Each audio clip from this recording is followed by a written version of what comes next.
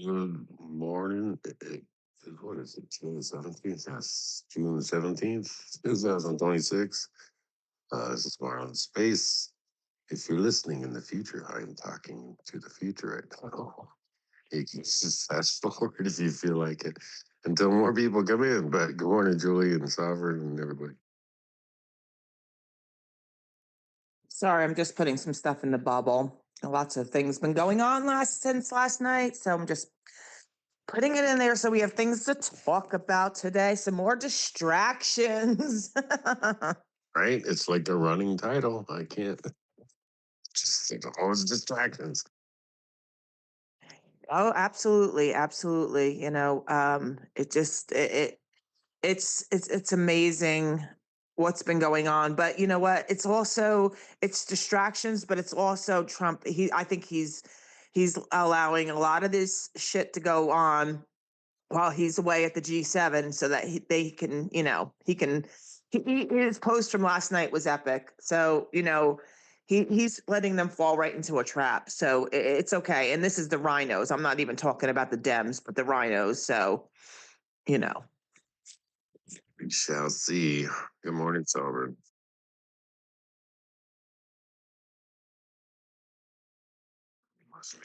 Good day, everybody.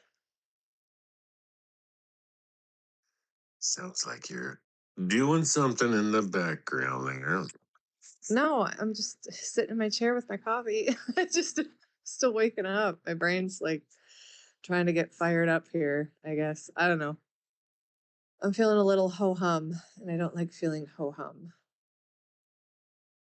Oh, oh. I was repeating it back, but well, you can always grab your Bible. It's always a good way to start your day. That's what I've done this morning. You know. Now, Julie, are you working today? You got appointments, or are you good? No, I'm okay. I have nothing planned really. I just gonna go out later. I have to do some things, but that's all later. Yeah, because I know Miss Nika is on her way to her appointments, and Yeah. she's a lot on her plate. So we're gonna make sure that you can be up here. And obviously, we've been praying for Nika, us and our family. So hopefully, the rest are too. It's good to see her. I'm glad that Miss Julie is available because been co-hosting for years, and she knows all the bad bots, all the all the you know the idiot freaking profiles that try to come up and distract us, right, Julie?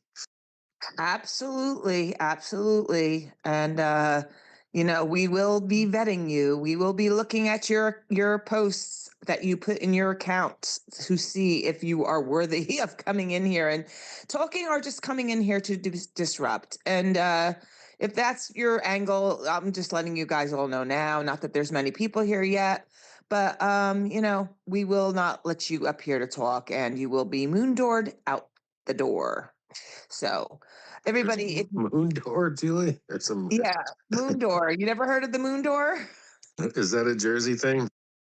No, no, no. James actually used to say it all the time, but it's been coined by people that have been doing spaces for years. That's the exit you get if you start to be a distractor. You get moon doored. Okay. Uh, Yeah, so I know there's not too many people yet, but if you guys would all please go down to that purple bubble and like and reshare the space, that would be great. Let's get some people in here, bookmark it so it gets up on the algorithm. Let's get talking. There's so many things that been going on last night, and I'm glad Sovereign came in here because I really wanted to talk about the dad that brought his two girls into the ladies' room, and this guy was just being horrible, and you know. I think there's a time and a place you call the police, but that's it. You don't get involved. And I think you guys have been saying that all the time. And this guy took it upon himself not only to scare the hell out of this poor man's children, but to make accusations that were not true. And this guy was just doing what he thought was the right thing. And this is going to lead to where people are think first of all that they can take things into their own hands and not knowing what the consequences are, but also it's going to lead to innocent people, somebody possibly getting hurt. And that's horrible to me. I saw that story yesterday. The father was very calm as a cucumber. He's speaking out a little bit today, but he's still very shaken up. But guys, if you see something, yes, of course, if it's something that doesn't look right, call the authorities, let them handle the situation. Do not take it upon yourself to go in there and to intervene. You do not know what is going to happen next. And I think Sovereign probably can speak on this better. She's very well adept in this field, and it just breaks my heart that this poor guy thought he was doing the right thing and was treated the way he was. Hey, Julie.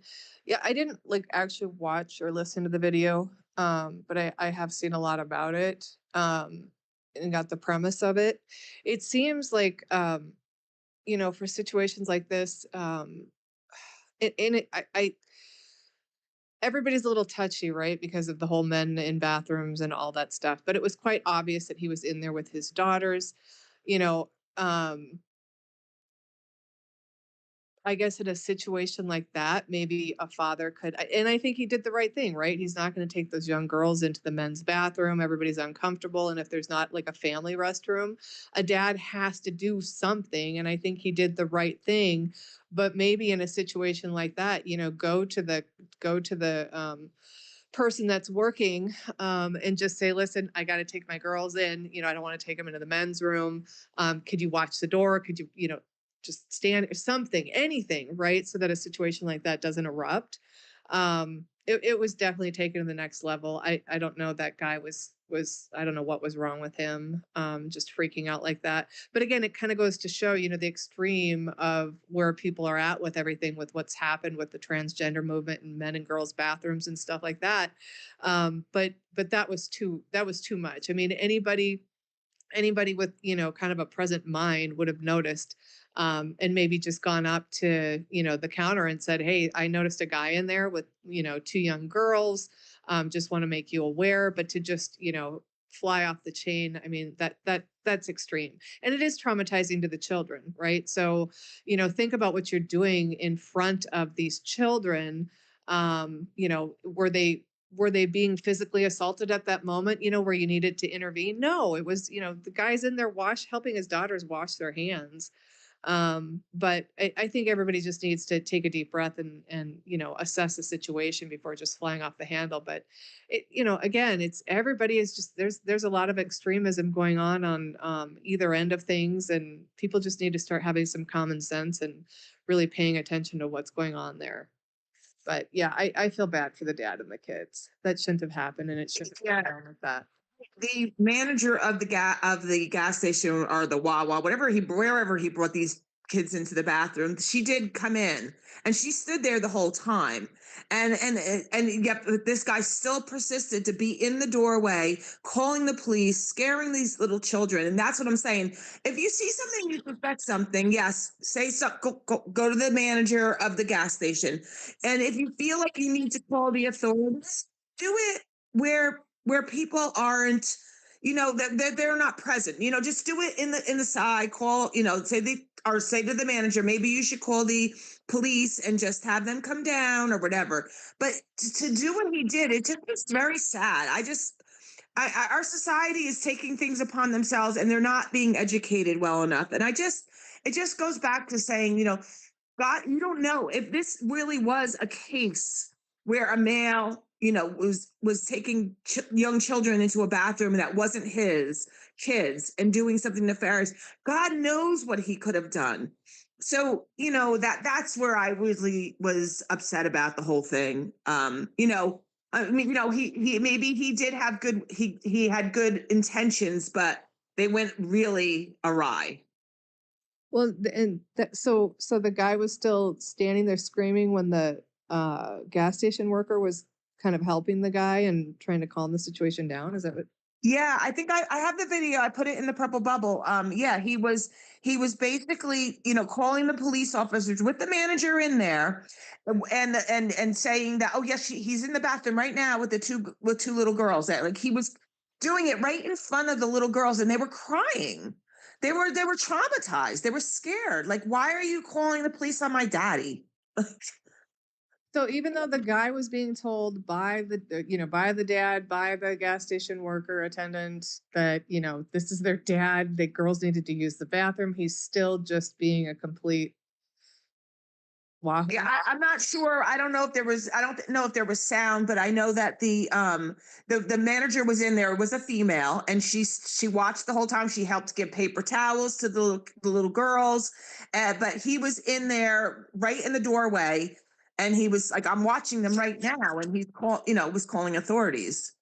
Okay, well, yeah. I mean, if the gas station, if she was there the whole time, that guy just went absolute. I mean, that's ridiculous. I mean, and again, why do people feel the need to act that way in front of young children? It was obvious that the gas station attendant was standing right there and aware of the situation and helping this father so that these girls could use the restroom appropriately, and not be subjugated to the men's room. And then a man stands there at the doorway and just starts screaming and hollering. I mean, that's I mean, get a grip, people. It's it astounds me that people can act like that in front of children. And it sounds like the gas station attendant was probably, like, hey, everything's okay. I'm helping him. And he just, why? Like, what was he supposed to do?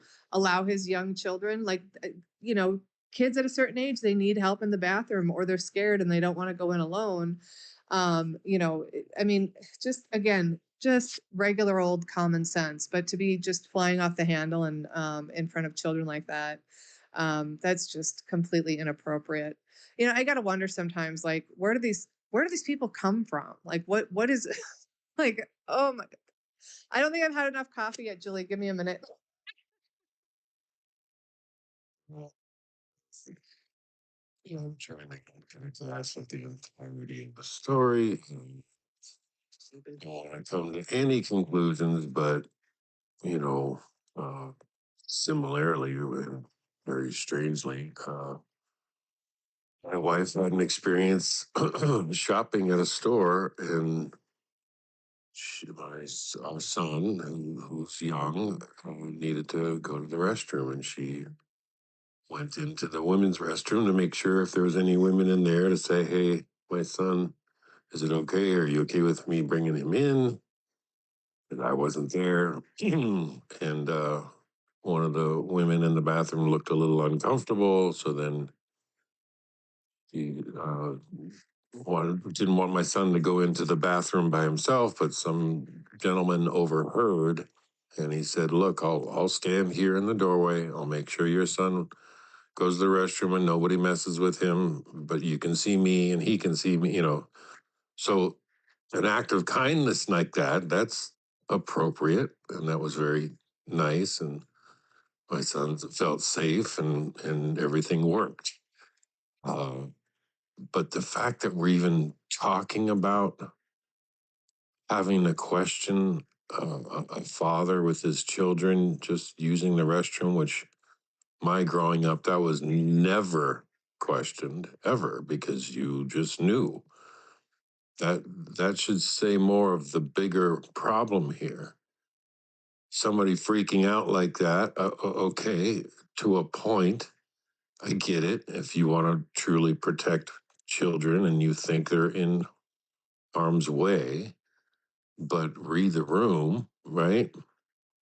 It's that's unfortunate. Obviously, we weren't there, so I don't know the circumstances.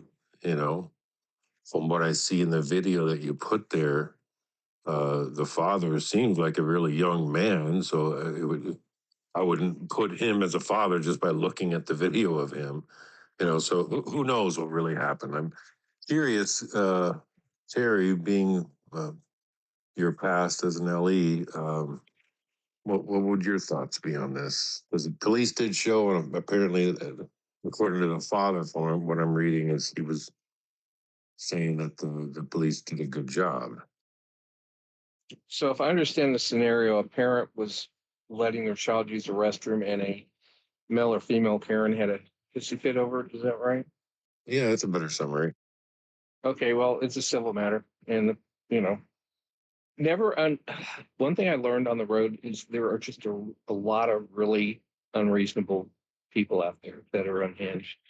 I always used to, like right now, if I meet a stranger that's as reasonable, a reasonable person, that's a nice surprise for me. I always expect everyone to kind of be a little off.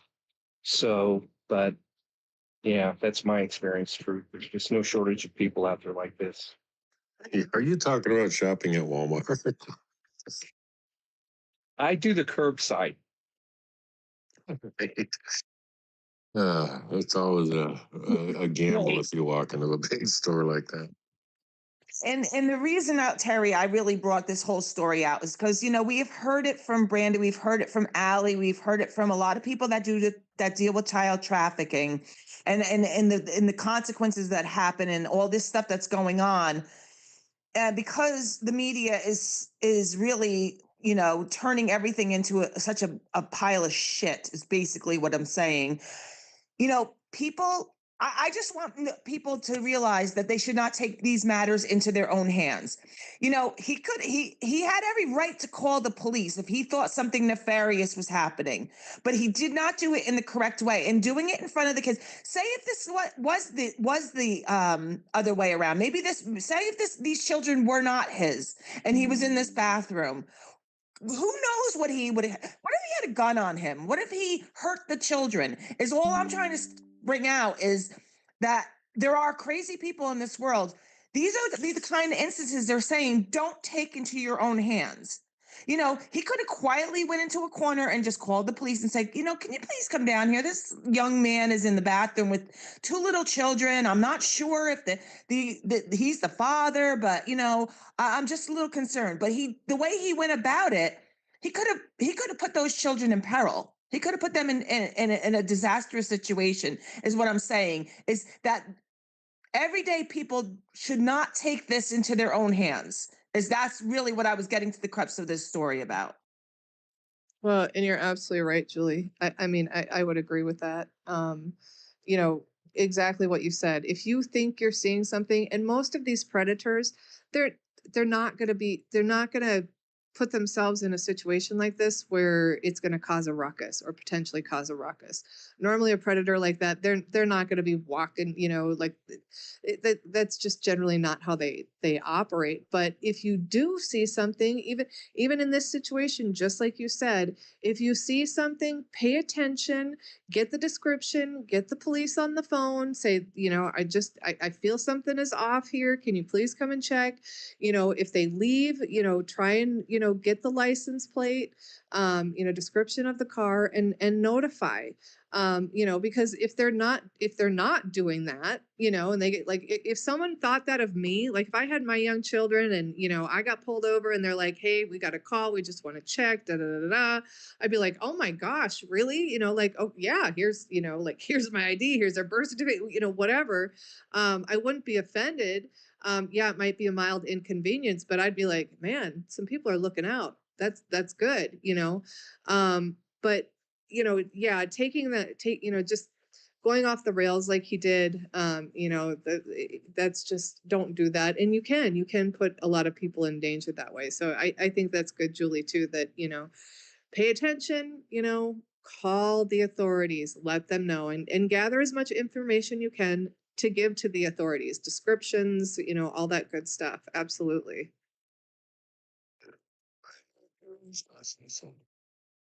Yeah, stealth mode is the best mode for an officer to come in where the suspect or, doesn't even know they're a suspect yet.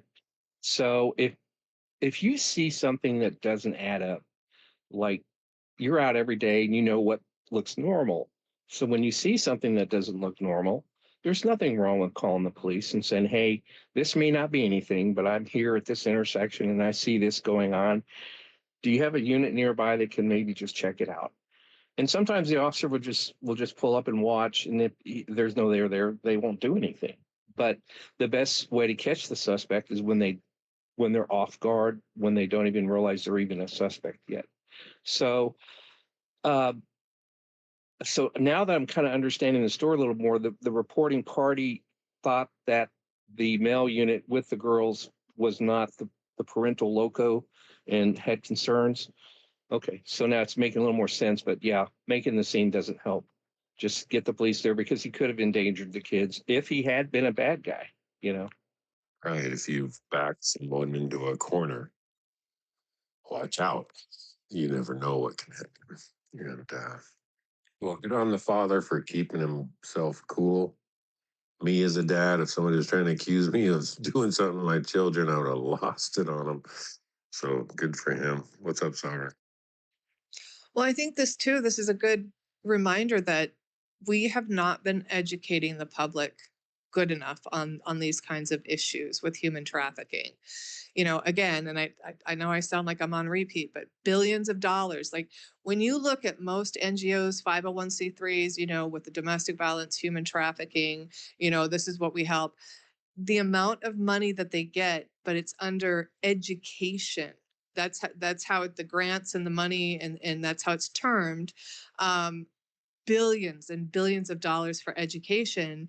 Yet, how many people in here can say, yeah, I've seen like something come across the TV or I've seen something out in public, like educating, I mean, a billboard, something, anything, and there's nothing. So, who's getting educated? I mean, I do know that sometimes they work with law enforcement agencies and other entities and communities, but it's pretty far and few between from what I've seen and experienced.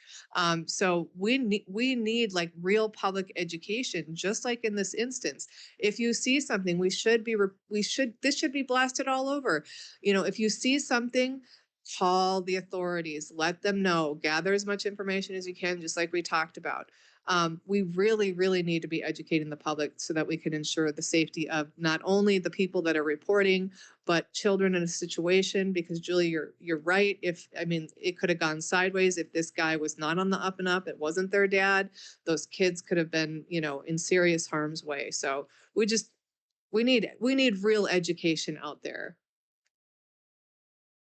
Which we're used to get, but these schools are more conditioning miseducation, teaching our children to hate our country, to love the ideals of socialism, communism, Marxism, to go out. I mean, the fact that schools and teachers are taking their students to go protest. Like, come on, dude. Come on. What, where did we go wrong? Well, like I've said so many times, this has been going on over the last 100 years for decades. But that slow trickle, the slow change here. Oh, no, no, no, don't worry about that. We're just gonna take this away because it's gonna do good ultimately. No, it's all been bad. Jeannie, go ahead. Yeah, I just wanted to share my story that happened to me. So I saw an influx of people that aren't normally in my college town hit, and I was in the Walmart and I'm kind of paying attention, watching. I love kids, right? So I will talk to a child as long as the parent's right there, and I'm a grandma and I'm very, always talking, including mom, whatever. And I started to notice some things that were really bothering me. So I started kind of poking around and asking people different things and learned a lot about what was going on underneath the surface in my hometown.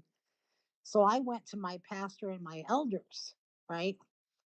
Oh no, no. I go, no, seriously, this is going on in this town under your watch. So we need to be educated on this. Then somebody else said, "Oh, you need to bring this person in." It got to be a cluster. And we finally had someone come in to start to talk about it. And it got interrupted by somebody, an elderly person passing out. But we had the police there. We need education, is absolutely 100% correct. And we're not getting it. What ended up happening is I woke my congregation up and said, pull your heads out of your asses, take a look around at what is really going on, and you need to be cognizant of this stuff, from child trafficking to the drugs that are happening to the infiltration of our community. You guys are so detached, you want to build a cathedral on some acreage out here. No, you need to. Anyway, it is so hard to do. But I think that's really what we're trying to do is support one another to continue on the passion for the road that we are on to wake people up. And so I'm all about healthcare and trying to teach people what a racket it is, from the hospitals to the insurance company. I don't care what it is.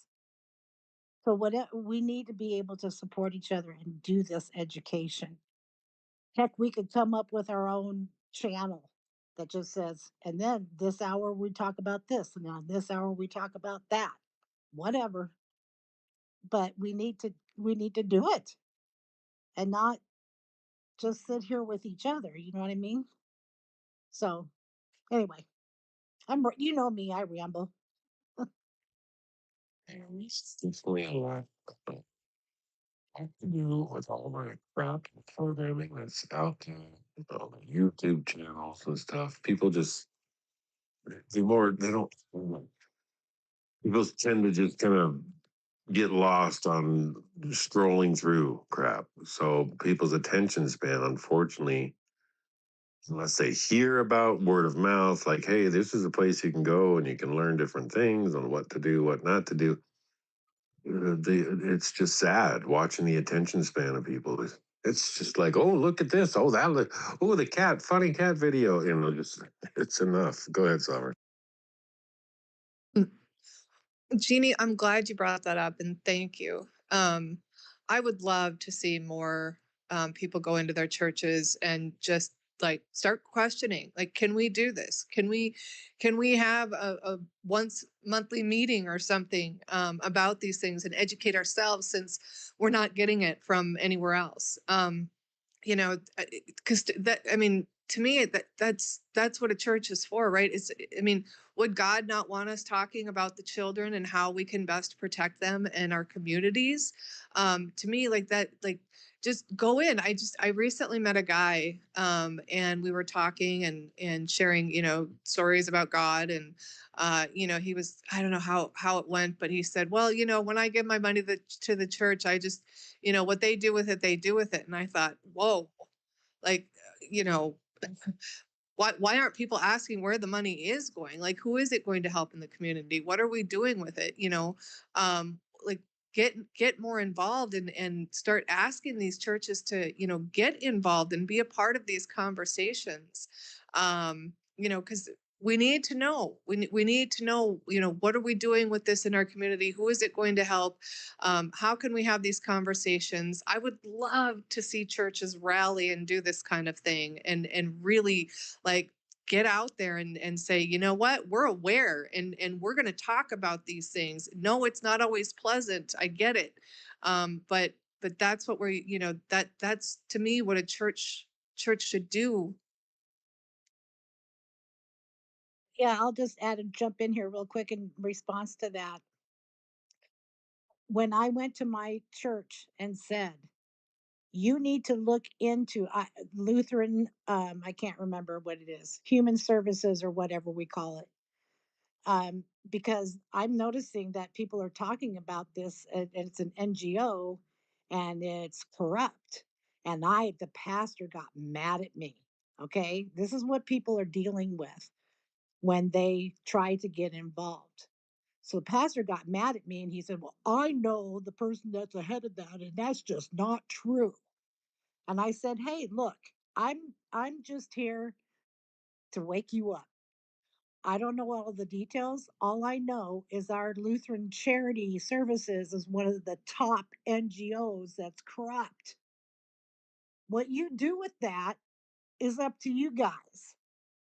But don't yell at the messenger, because, so anyway, I think that's exactly what I was supposed to do. Is I was supposed to go back to church, be like a bull in a china shop, rattle the cages, wake them up, and say, "Here's the shit. Now go do something about it." Right? It's but not very many people are made built like me. And I just did that into my little tiny church, right? So we've got to, I don't know what to do next, right? I don't know what to do next because we've got so many people that don't want to get involved, or they're too busy, or they're working a job, or the excuses are a million miles long. All I know is that if we combine our efforts, we can get something off the ground. And really all I want is to get something off the ground, please. Well, I was just talking. I wish that Allie can come back. Oh, she is up here.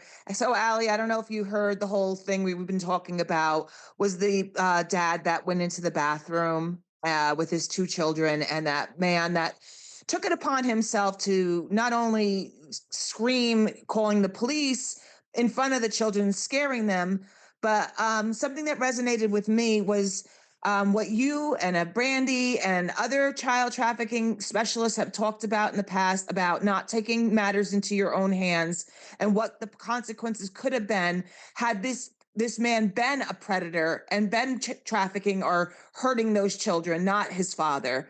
So I just think it's a horrible thing that we saw happen. The manager was in the bathroom; she was called in, but he still, called the police in front of the children, screaming, that this man was in the bathroom with them and scaring them and terrorizing them. And it was just, to me, I just really wanted to really bring the story's attention because people, should not be taking these matters in their hands like that. I mean, you guys have said this all the time, how this could have potentially went the wrong way had this been a different scenario. Thanks, Julie and Truth and Terry for the mic. I heard about this yesterday and kind of got filled in on it yesterday. What I would say is, unfortunately, we are in a very tough time in our history in our country. And unfortunately, our children are being exposed to things that we wouldn't have been exposed to, people's behaviors, people's callousness. Like, I remember growing up in a community in a neighborhood where everyone cared for everyone and everyone looked out for everyone. And people actually had a genuine interest in watching out for people. And right now, it just seems like people have become so hardened and callous towards each other. And this is not the world that I remember growing up in, or the people that I remember growing up around. And so it's sad that our children are kind of growing up in this, but I take it as an opportunity. To show our children that you stand firm in what you believe in, no matter who is yelling in your face, no matter what is going on. Because what this dad did was exactly what we ask every single parent to do: stand firm in your beliefs, protect your children, because at the end of the day, you are your children's first line of defense. And you can never undo what's been done. Just one moment, one split second where you decide to second guess yourself and go along with the status quo and let your child go to the bathroom by themselves. That's the moment that you take a major risk of something happening, and you can't undo that. And so these girls learned a very valuable lesson, and it's sad, but they learned a very valuable lesson that they saw their dad stand firm for them to protect them against someone that was yelling in their dad's face, and their dad did not back down. He did not back down. He stood firm. And these are the lessons that our children are watching right now. And this is what I would hope that people glean from this, is that no matter if an old man, old woman, young woman is yelling in your face, your children are watching how you handle it. They watch if you back down. They watch if you're trying to just quell the anger and the frustration, and or they watch if you stand your ground and you stand firm and you say, no, this is what I'm going to do. Call the cops, and I'm not afraid because I am doing what I believe is right. And so the girls learned a valuable lesson from their dad, a very hard lesson because they're so young that they don't deserve that. But they watched their dad be a hero that day, and the rest of the world watched what dads should be doing, what parents should be doing. Thank you, Ally. I really appreciate you coming up and speaking about this because you guys are the experts, and I really want you to say that because I do listen to you guys, and I listen. I just, I just feel like too, what like I was saying, people are so misinformed nowadays, and the wrong person's going to get innocent person's going to get hurt, and I especially don't want to see the children get hurt, and that's what I really was bringing this story to light about because there's so much more exposure now about this child trafficking, especially with this administration coming out on a daily saying how many rescued kids that they have found, and then the other organizations that are finding children and stopping traffickers and arresting them, and people really outside of acts. I mean, I'm telling you, I was at work the other day, we were talking about this, and people are just not aware. And what I said yesterday is like when the Sound of Freedom came out, I watched that in the movie theater with my husband and my best friend, and I cried the entire time. And there was there I don't think there was a dry eye in the house, and it was a packed movie theater. However, still a lot of people don't realize that this is going on right here in this country, and we are the biggest consumers of child pornography in this country. And people were like, oh well, that those are third world countries. It doesn't matter, they're still children, and this is happening everywhere, and those children are being brought over here to the biggest consumers in America. And it has to be brought out, like what Sovereign was talking about and Jeannie about education. We need to start educating people, and I still think in the end, this has got something that will bring everybody together. Yeah, and I agree with you. And like I said though, we are in a phase where we are exercising not living in a spirit of fear. And I think that started with COVID. That started with bucking the vaccine mandates. That started with standing up and saying no. And I don't care what you throw at me. I don't care, how you try and control me. I'm going to say no. And we've been living in a spirit of fear for so long, fear of being called homophobic, fear of being called racist, fear of being called all of these different names. And we're at a point now where we cannot live in a spirit of fear anymore. And even if people want to deny that human trafficking is going on, people are now standing up and saying, no, I know it is. I'm not going to live in a spirit of fear or judgment that you're going to judge me for being some sort of conspiracy theorist. I know what is going on, and I'm not going to live in a spirit of fear and deny what is going on that I know and what I see. And and it's tough because sometimes you're ahead of where the rest of the people are at, and we just need to not be afraid anymore. That dad was not afraid to stand up for his daughters. And perfect example, my children had, or my daughter had a sex education class. This is what I'm talking about, living in a spirit of fear. My children had a sex education class, and I opted my daughter out because I was like, I've already had this conversation with her. I don't need the school having this conversation with my child when I've already had it. And one of the people that was in the space said, well, for when my kids did that, I had my child, I pulled her out of school that day and just kind of took her around. And I said, no, I let my child stay in school that day. She had her watch. She could contact me if they tried to have her listen in on the class. But the woman that was talking to me was like, well, didn't she feel left out? And I said, this is an opportunity for her to say, you know what? There are other kids that opted out, and we stand firm in the fact that we're not attending this class, and we're okay with that.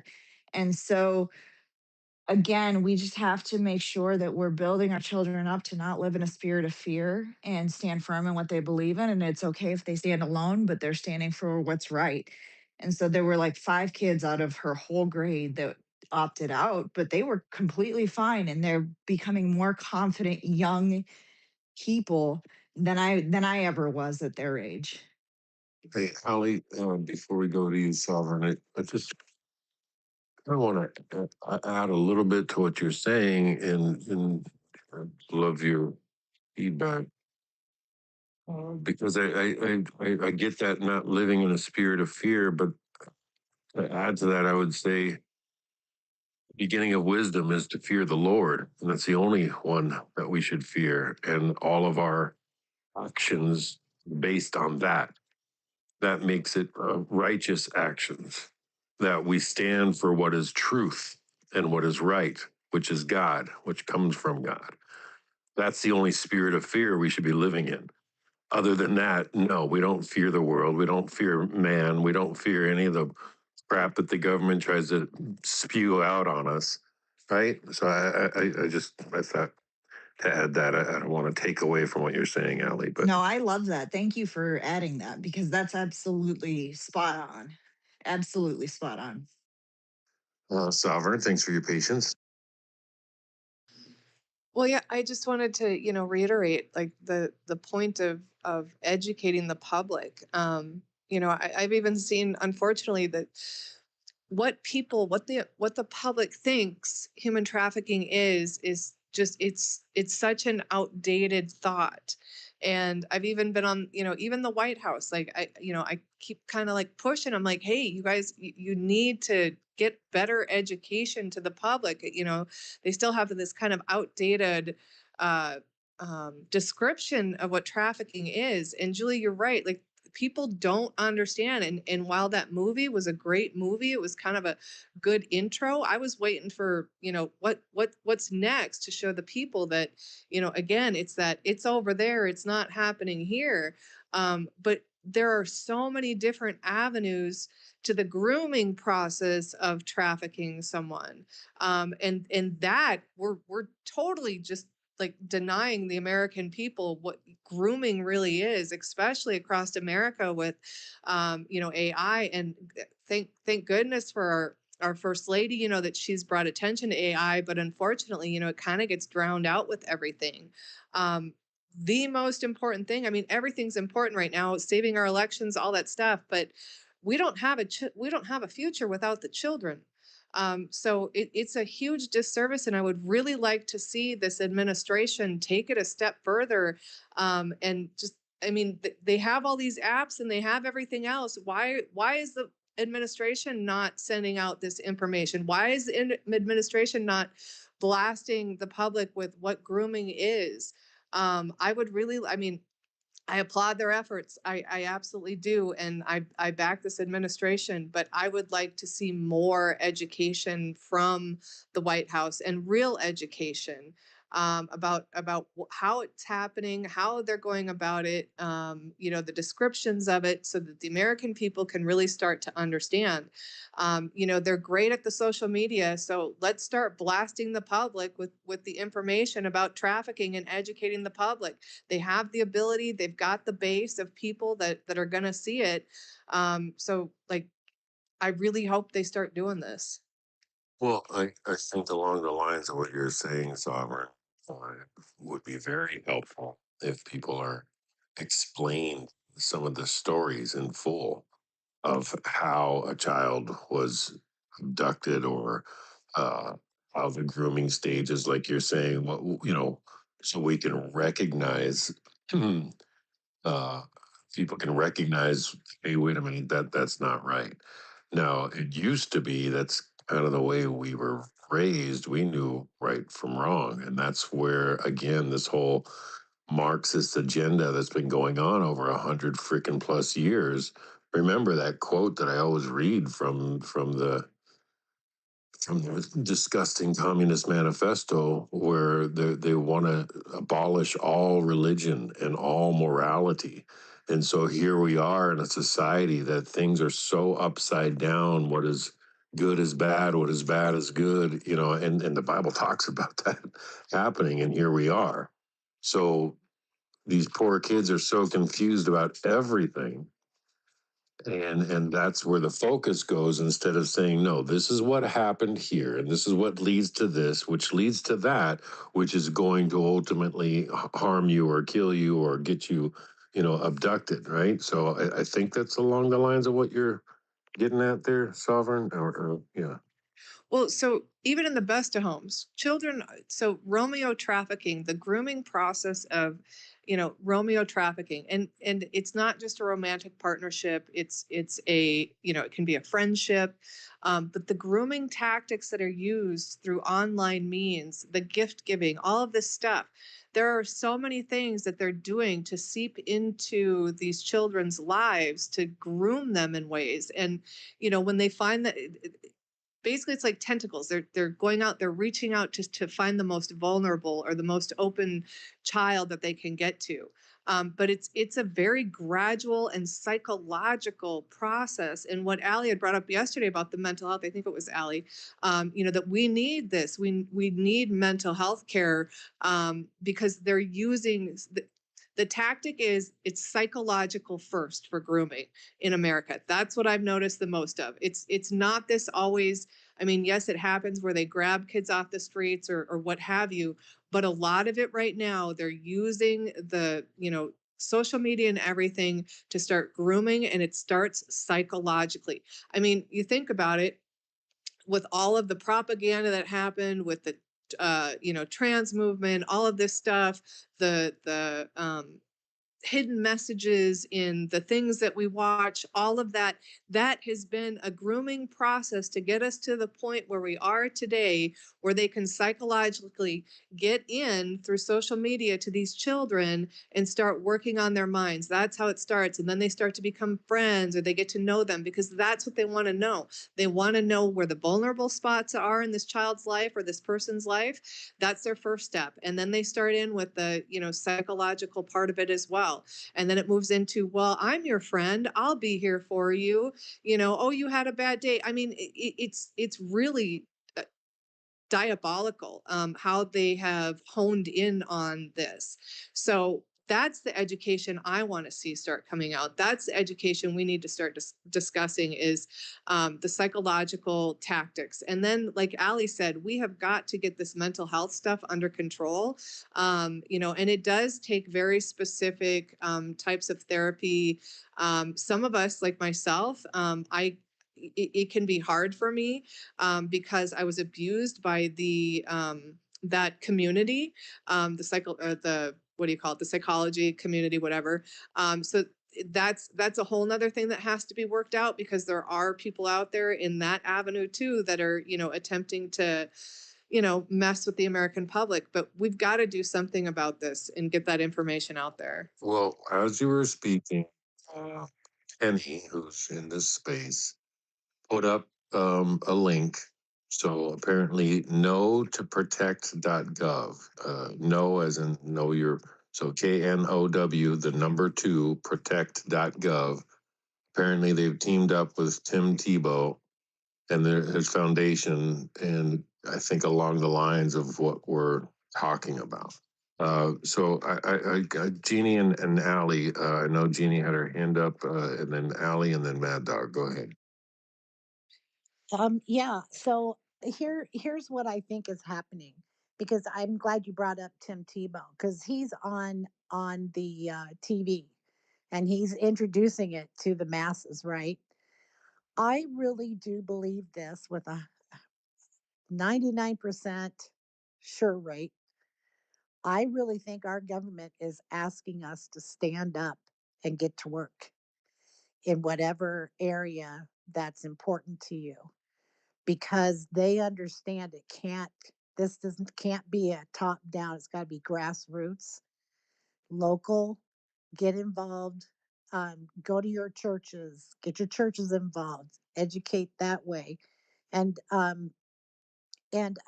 was even thinking we should be making videos, like Sovereign could be making, here's the educational package, right?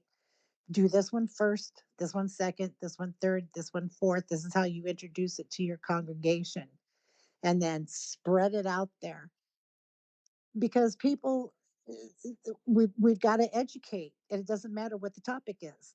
You know what I mean? So how can we get this done so that more and more people wake up? I do fear my God more than anything else. And thank you, Matthew. You always make me cry because you just nail it. Um, I do fear my God more than anybody. And it's hard to stand up and be the person that says, you guys need to pull your heads out of your asses and look around what's going on and get your shit straight because that's who I am. That's how I talk. And if you don't like it, lump it. And it's not fun, but I'll do it and I'll shake all the way through it because that's the way he made me, right? Yes. Well, along those lines, while we're talking about this, before we get to you, Allie, and then Mad Dog, feel moved. I think it's appropriate with all these people listening and how these spaces get out there to just say a quick prayer. Heavenly Father, thank you so much for bringing this group of people together. We ask for your grace and protection on all the children that are out there that are vulnerable. We know that when two or three are gathered in your name, you're here with us. So we ask the Holy Spirit to fill this room, fill the people that are represented here, to the friends and their family. Let your word get out there to the people that need it. And please continue to protect our children and us. Forgive us where we fall short of our sins. In your holy name we pray. Amen. All right, go ahead, Allie. I just wanted to add on to what Jeannie, G, I don't, how do you pronounce your name? Gene. It's I Dream of Jeannie. Jean. Okay. I wanted to add on to what Jean was saying that I think that, in line with what Sovereign's saying, but also what you're saying, I think that there's a point where we need to stop looking upwards, up instead of looking inwards. And the only time we should be looking up is for God's guidance, but we should be looking inwards. What can we do to protect our communities? What can we do to educate our children? And, this administration has a massive undertaking that includes a variety of topics and areas that they're trying to fix, not only from the past administration, but for decades of waste, fraud, abuse of our system and us as an American people. They have a massive undertaking. And so what can we do as American people to come together, share resources, share information, educate our children? If everyone just did what they needed to do to educate their own children in their own homes, we'd have communities that are fortified against this issue. But really, we need, as parents, to come together and really start protecting our own communities and making sure everyone's educated in what they need to be educated on, because no one is coming to save us. We need to be the force that protects our own children, and we need to become educated in what we can.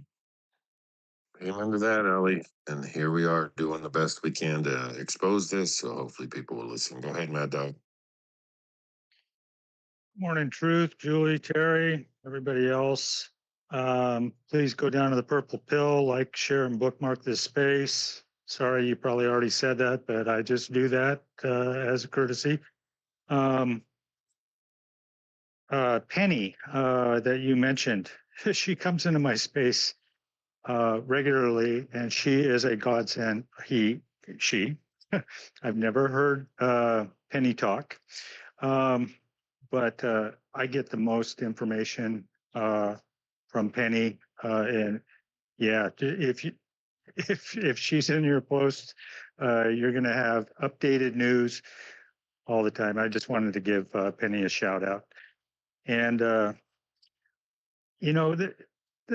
I'm glad you guys are talking about this father. He didn't do anything wrong. And I don't understand why these people were so upset that he brought his daughters into the men's room. It was the right thing to do. And I was at an event where a guy brought his daughter in. I had to go to the bathroom. And I saw him walk into the men's room with his daughter. There was a lot of stalls and stuff. But I left. I turned around and left. I had to go really bad, but I waited until they were done. And that's just a common courtesy. Maybe that's just my training or the way I was raised. The last thing, the armor of God. When I'm in touch with God and I feel that Holy Spirit over me, I don't react like I do when I don't. I'm very reactive. I could get angry or this, to, things coming at me. It's like Teflon, and it's amazing. Anyway, I'm glad to be here, glad to be in your space, and I'll land it there. It's not right here. Go ahead, Julie. Yes, thank you, Mad Dog. Thank you guys for all coming up and talking about this.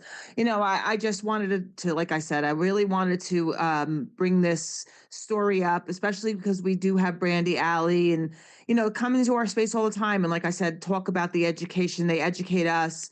And I have taken from that. And I just, saw that. And like Allie was saying, the father did the right exact, he did everything correctly. And the manager was it came in. I don't know if it was after the police were called, after this guy did it, but she did the correct thing too by staying in there the whole entire time. She didn't raise her voice. She didn't do anything. She helped out the father give, paper towels to little girls. But that this guy, just like I said, it just to me, he took matters way too far. And I understand he could call the police. He could be concerned. He can talk to the manager, but don't do it in front of the people, or just don't know who this guy was. And that's all I was really saying. So I so appreciate you guys that all came up and talked about, especially Allie and Sovereign. You guys know what's going on. Jeannie, yes, we do definitely the education needs to be done because, like I said, I was at work the other day talking about this, and I played the video of Mark Wayne Mullins when he was talking about the latest round of children that they have, well, the total number that they have saved already from the last administration that got lost, and how some of them were saying that they have been raped 600 to 700 times. They were flabbergasted. I'm like, you guys, this happens all the time. The United States is the biggest producer of pornography and child trafficking. We are the biggest customers. People need to get that through their heads. And they were astounded. I'm like, this is what's happened. This is what's going on. So, yeah, there's lots of people in here that are educated. So if you do listen to what Brandy and what Allie and those people are saying with child trafficking, and you go around and you talk to people, tell them, this is what's going on. This is what you got to do. Like I said, this guy may have had great intentions. However, he went about it all wrong in my eyes. In my eyes, he went about it all wrong. It could have turned out very bad if this wasn't the father. So I appreciate everybody that came up today and said that. And thank you. Oh, he went down. He went down again, Mad Dog. Oh no, you're still here. Thank you for telling everybody to share the space and bookmark it. Also, it's being live streamed out on Rumble and on YouTube. So if you guys go over there to the American X Live site and just give those guys a thumbs up, get that up on the algorithm as well. Thank you. One thing I think we're not or anybody consider for someone to have a freak out like that. It could be a trigger for that person. That person could have been abducted. That person could have had something happen to them when they were a child, and that could have been a trigger. And that could maybe explain why they had this freak out and trying so hard to, in their own way, protect children that they thought were going through something. So I'm just throwing it out there. That could be, it would be the only logical explanation, I would think. But that's just my 2 cents on that, because all of us, unfortunately, have suffered through some kind of a trauma, whether you're serving in the military, seeing things that you can't unsee. Anybody who watched the towers being, coming down, you have it. You have your own version of PTSD. Anything that happens in your life that's not normal, not in your day-to-day routine that you experience or see, that's going to make your brain try to figure out what the heck happened. And so we as humans, we loop the happening, whatever, circumstance, whatever we witnessed, it loops over and over in our minds. Our minds are trying to make sense out of the experience. So it's going to play it over and over and over. And some people either come to peace with that loop, but most people unfortunately don't. They carry that trauma with them, and then something triggers it. So understanding the human condition, the human psyche is a challenge at best. But I see that Brandy finally took a mic. Good morning, Brandy. I don't know if you can speak or not. How are you doing? Been better, but everything's good. How are you, sir? This is interesting. Here we are. I'm really glad that we are having a conversation regarding our children, protecting them. It's imperative that we do that as much as you obviously have spaces each week and do that, Allie. All the people up here. It can't be enough. It can't be too much. Um, No, you're right. as a parent, the thought of anything happening to any of my children, man, um, I feel for any parents that have to go through any kind of trauma or loss on their children. Just God forbid, it's not the natural order of things, right? We expect that we live, we die. Our children live, they have children. You expect that's the normal part of it. But to have people have anything happen to their children, man, that is the worst that I can think of on earth. But anyway, Brandy, what did you have stuff to add? Did you notice what Julie posted about what happened and all that kind of stuff? I know you're catching up here to the conversation. So I did see the original video that is being mentioned. I didn't see the exact post to know which one y'all are talking about, but I did see the video of the dad with the two girls in the restroom. And long story short, I started giggling when I saw it. And it was because my first thought was, why are you freaking out? This dad is being a responsible father who looks to be taking care of his daughters. I I, I don't understand why everybody was so up in arms about it. Um, at all, at all. At the- Oh, Go ahead. sorry. Go ahead. No, it's just at the end of the day, I probably would have turned around and asked, "Well, did you vote for what we're having to deal with?" Like, I don't even know how I would have dealt with it, guys. I'm over it. I'm just over it. I really am. The reason I brought this whole thing in there, and this is credit to you and to Allie, is what I've listened and learned from you guys about not taking matters into your own hands. And maybe this man was like I said, I don't know the full story. We were not all there. Maybe he had the right to call the authorities, the proper authorities. He thought something was awry. However, the way he went about it could have been very detrimental to these children if this wasn't the father. And thank goodness, like Allie said, the father he acted appropriate the whole time. He did what he was supposed to do.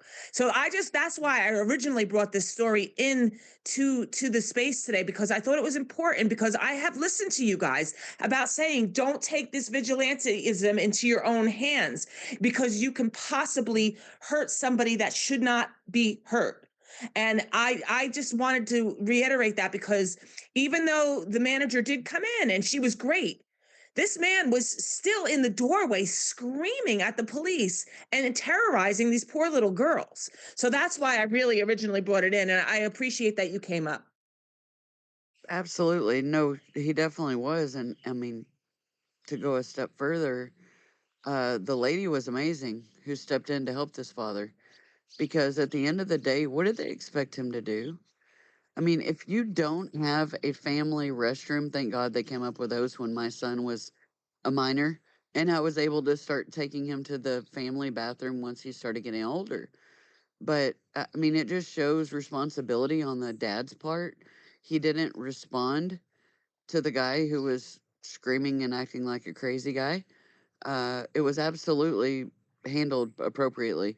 And the one in the door, yeah, he's lucky that dad wasn't a little more masculine and he didn't step up and shut his mouth. People will do that in real life. So, I mean, the aspect that you're bringing out is totally on point, 100%. And I'm just glad that there was the lady there to assist him, to shut the door and allow them to finish in private, washing their hands. Um, but yeah, if you don't have a family restroom, that's gonna happen.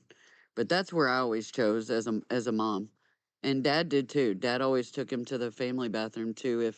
If the other bathroom was full of men, we were also big on teaching our child just to go a little step further. If they when they're old enough to go to by themselves, he never went whenever there was someone in there. So he would go to the bathroom, like if we were at a restaurant or whatever, wherever we're at public. He would go into the restroom, look under the from the doorway, look under the stalls, see if anybody was in there. If they were in there, then he would wait till they came out before he went in. So there's just always there's a lot of safe things, and at the end of the day, I'm just proud of this dad being the dad he is, and looks like he was a dad instead of just a father. So kudos to him. Oh, And really it's like quick, you. Brandy, I'm sorry, Truth. Really quick, Brandy, the video I put in the purple bubble was was today. The father finally able to, catch his breath and speak about what happened. So that if you want, just look at that video. That's the father talking about what the scenario was and what happened yesterday and why he did what he did and all that. So he's coming, out, and speaking about it too. To the point where what do you have to do? Stand up, make a public announcement. Hey, I'm a father. These are my children. So everybody, we're going to use the restroom. So just so you know, when it's clear, I'm going to be standing at the door because my children are going to use the restroom. And if you're not okay with that, call the police now. Otherwise, shut up, sit down, and let my kids go to the restroom. You know what I mean? So anyway, go ahead, Allie. Um, if you don't mind, I kind of wanted to, it's in the same vein of what we're talking about, but it is something that has been bothering me since yesterday, literally making my stomach just turn to shreds. And I really want to point to what was released yesterday with the rape gang inquiry report. It really has me torn up, guys. We had so many spaces on the Epstein files, so many people dissecting the Epstein files.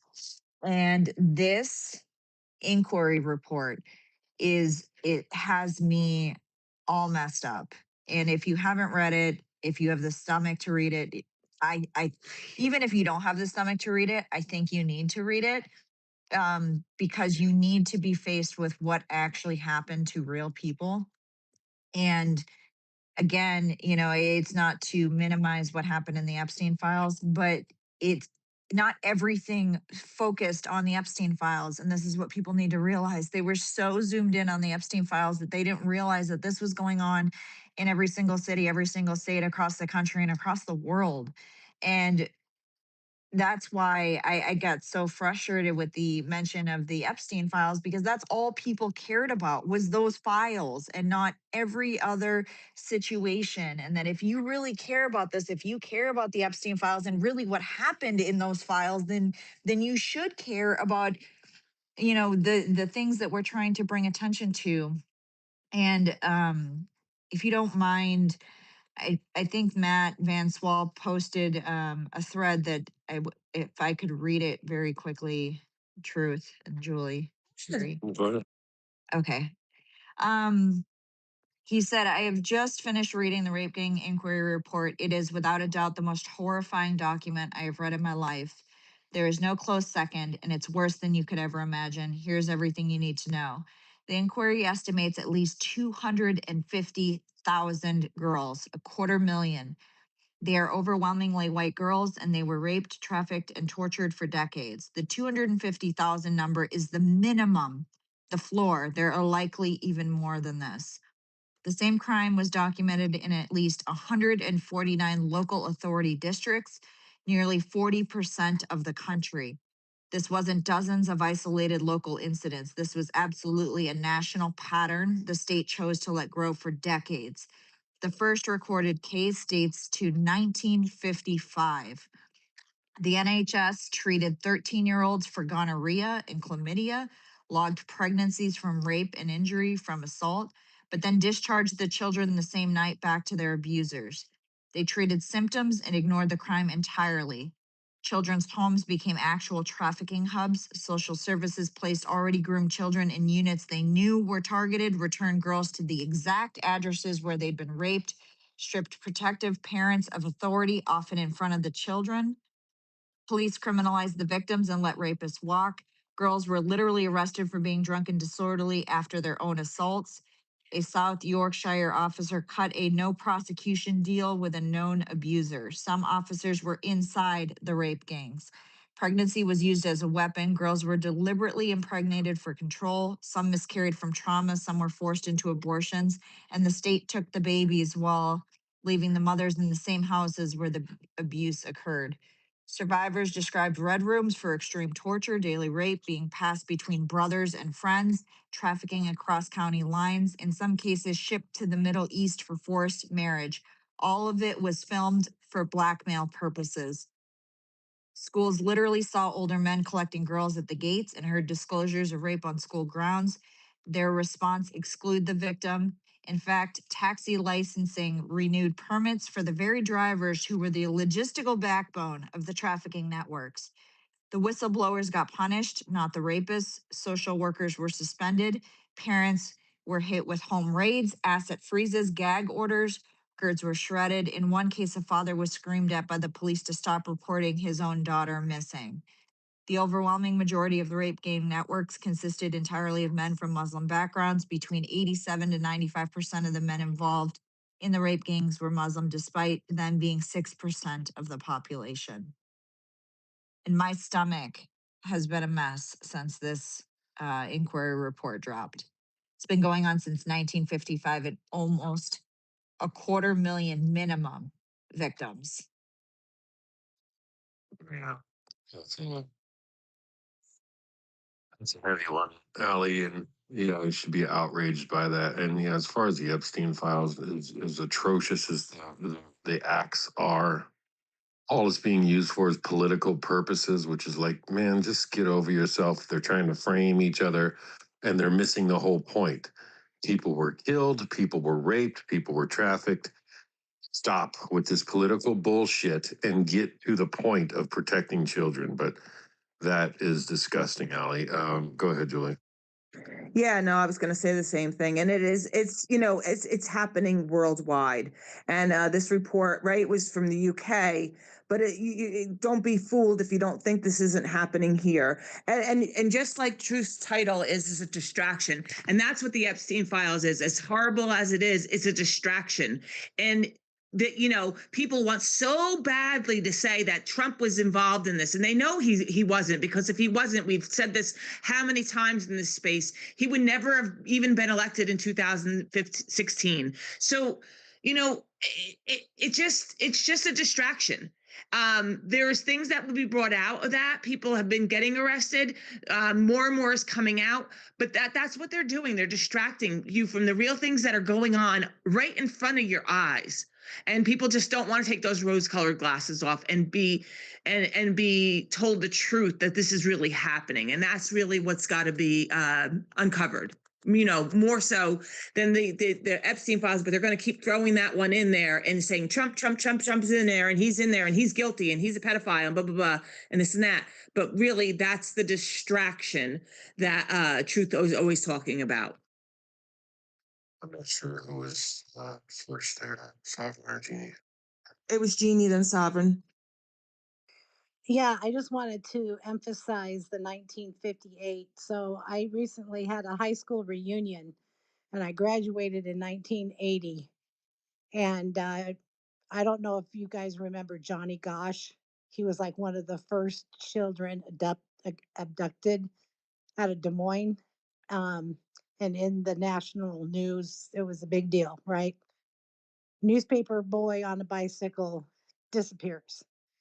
And what I found in my high school reunion, I could not believe the number of women in my class who are now talking about the abuse that they suffered as we were going through school. I just about lost it. After their stories, I was like, I was raised in a Beaver Cleaver home. I had no idea that this is what these girls were going through as we were growing up. So it's like it's nothing new.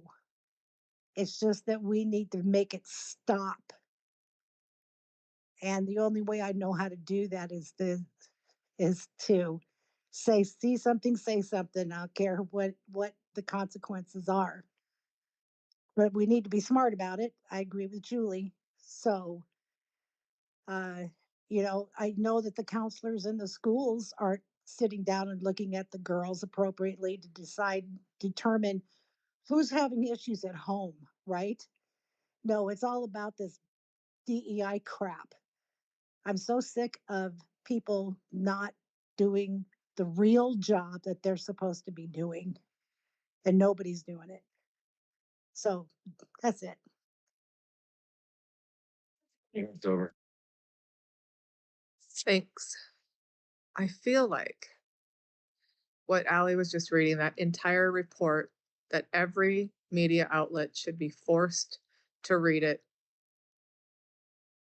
and it should be run 24/7 until it gets into everybody's heads what's really going on in the world.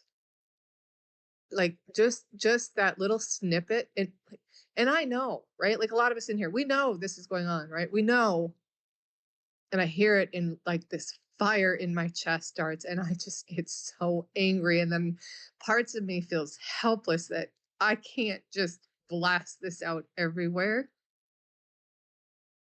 It is a shame. It is a rotten shame that this just continues to be pushed to the side.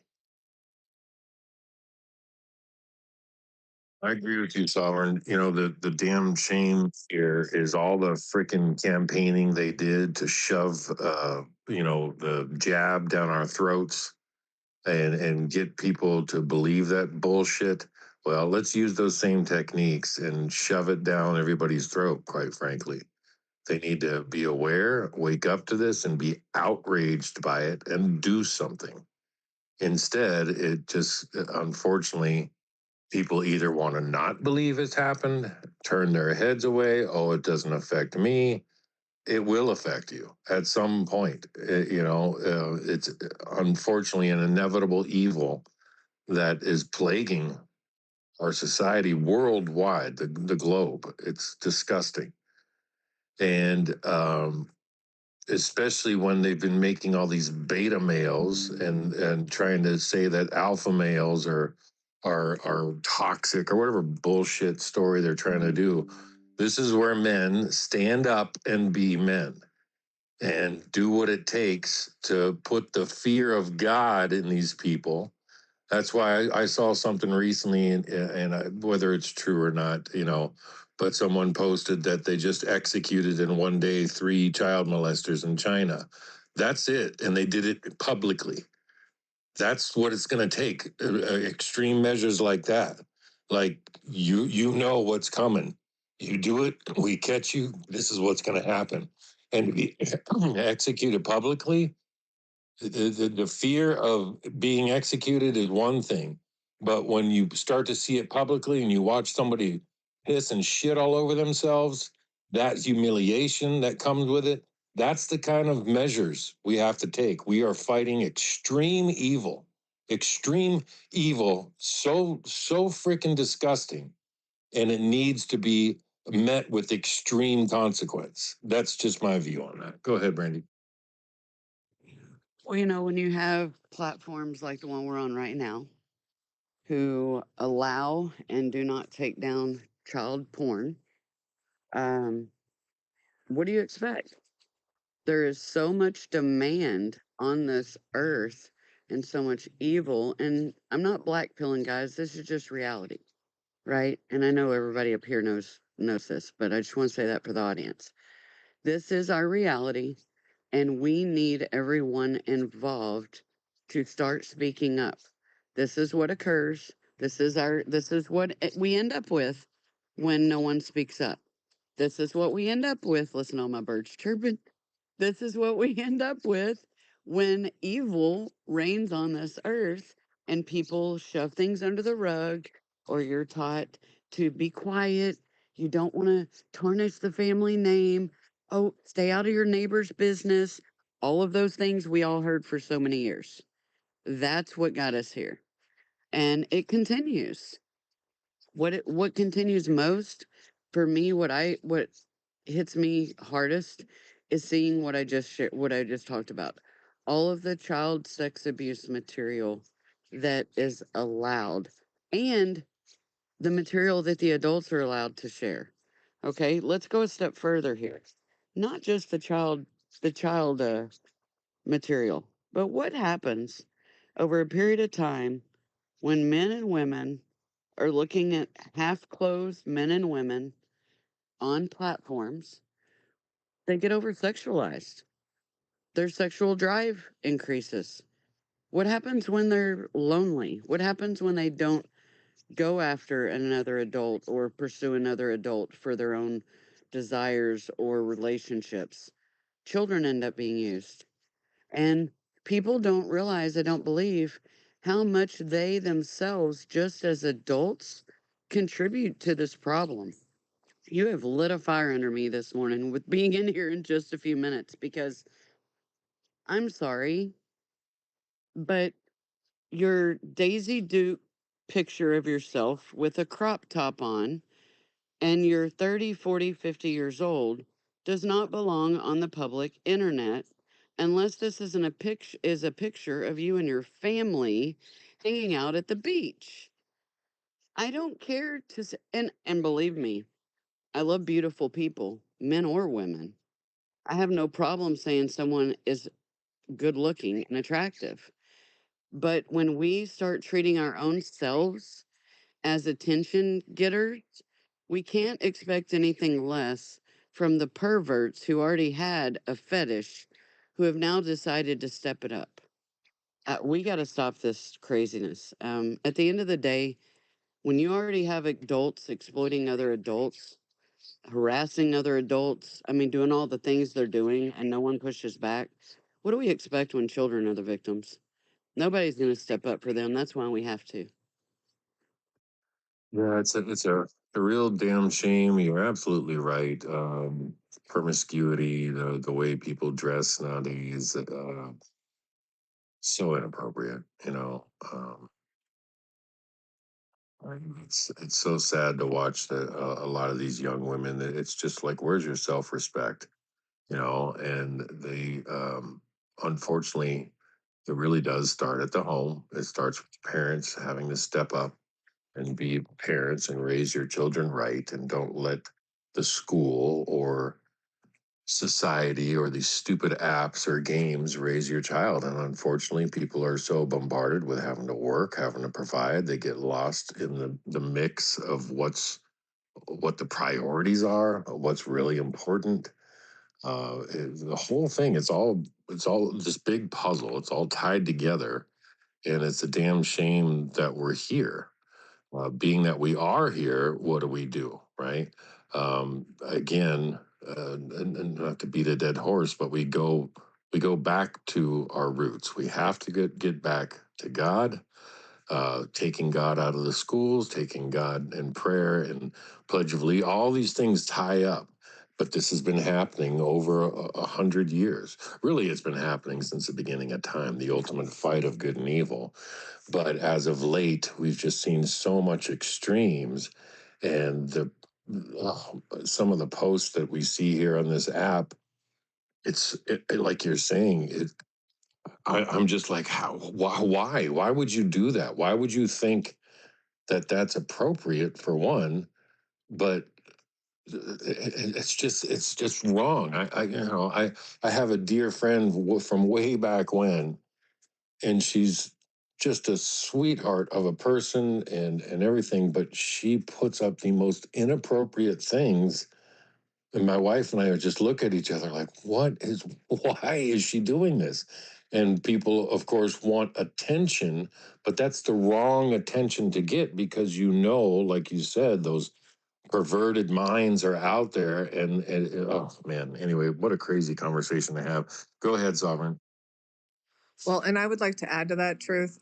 Can we just cancel the spandex culture already?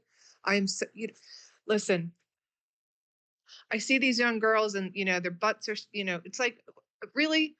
I mean, there's just no need. And then even in the sports, like I see, watch high school sports, and the girls' uniforms are like they're tight, they're skimpy. Like, what are we doing? Why are we accepting that? I don't, but then I look like the crazy parent because she's the one, like, saying that's not appropriate. And, but that's what I do. I come in and I see stuff and I say, it's not right. It's not okay. You're sexualizing our children just by what you expect them to wear on, for a sporting event. But I've gotten to the point where it's like, I don't care. I'm not here for likes. I realize that I'm not in this world for likes. Um, you know, spending the last 6 years of going through this with everything that I've been through, and I appreciate everybody that's heard my story, but without like this app, my story wouldn't be heard. And it's daily fight when you're a whistleblower. And I've gone to politicians' office. I have knocked on every door I can find. And I'm shunned. I am shunned. Um, it's maddening. Um, Knowing what is going on, and you continue to speak up and speak out, and everybody around me is just kind of like trying to just push me to the side. And it's like, I'm here to help, I'm here to help, I'm here to help. And these people, they like, oh, okay, and then they close their door. It's like, I don't know what to do anymore. And like Brandy, you said, like this gets a fire going in us, right? Because like we know, and we can speak and we can talk, and we're here. Like, let us, and it's aggravating from my standpoint, to see it and experience, and just like, no matter what I seem to do, it's like they know, like, in the arena of where I am, my real name is known to these people, because I call and I send letters and I ask and I keep going at them.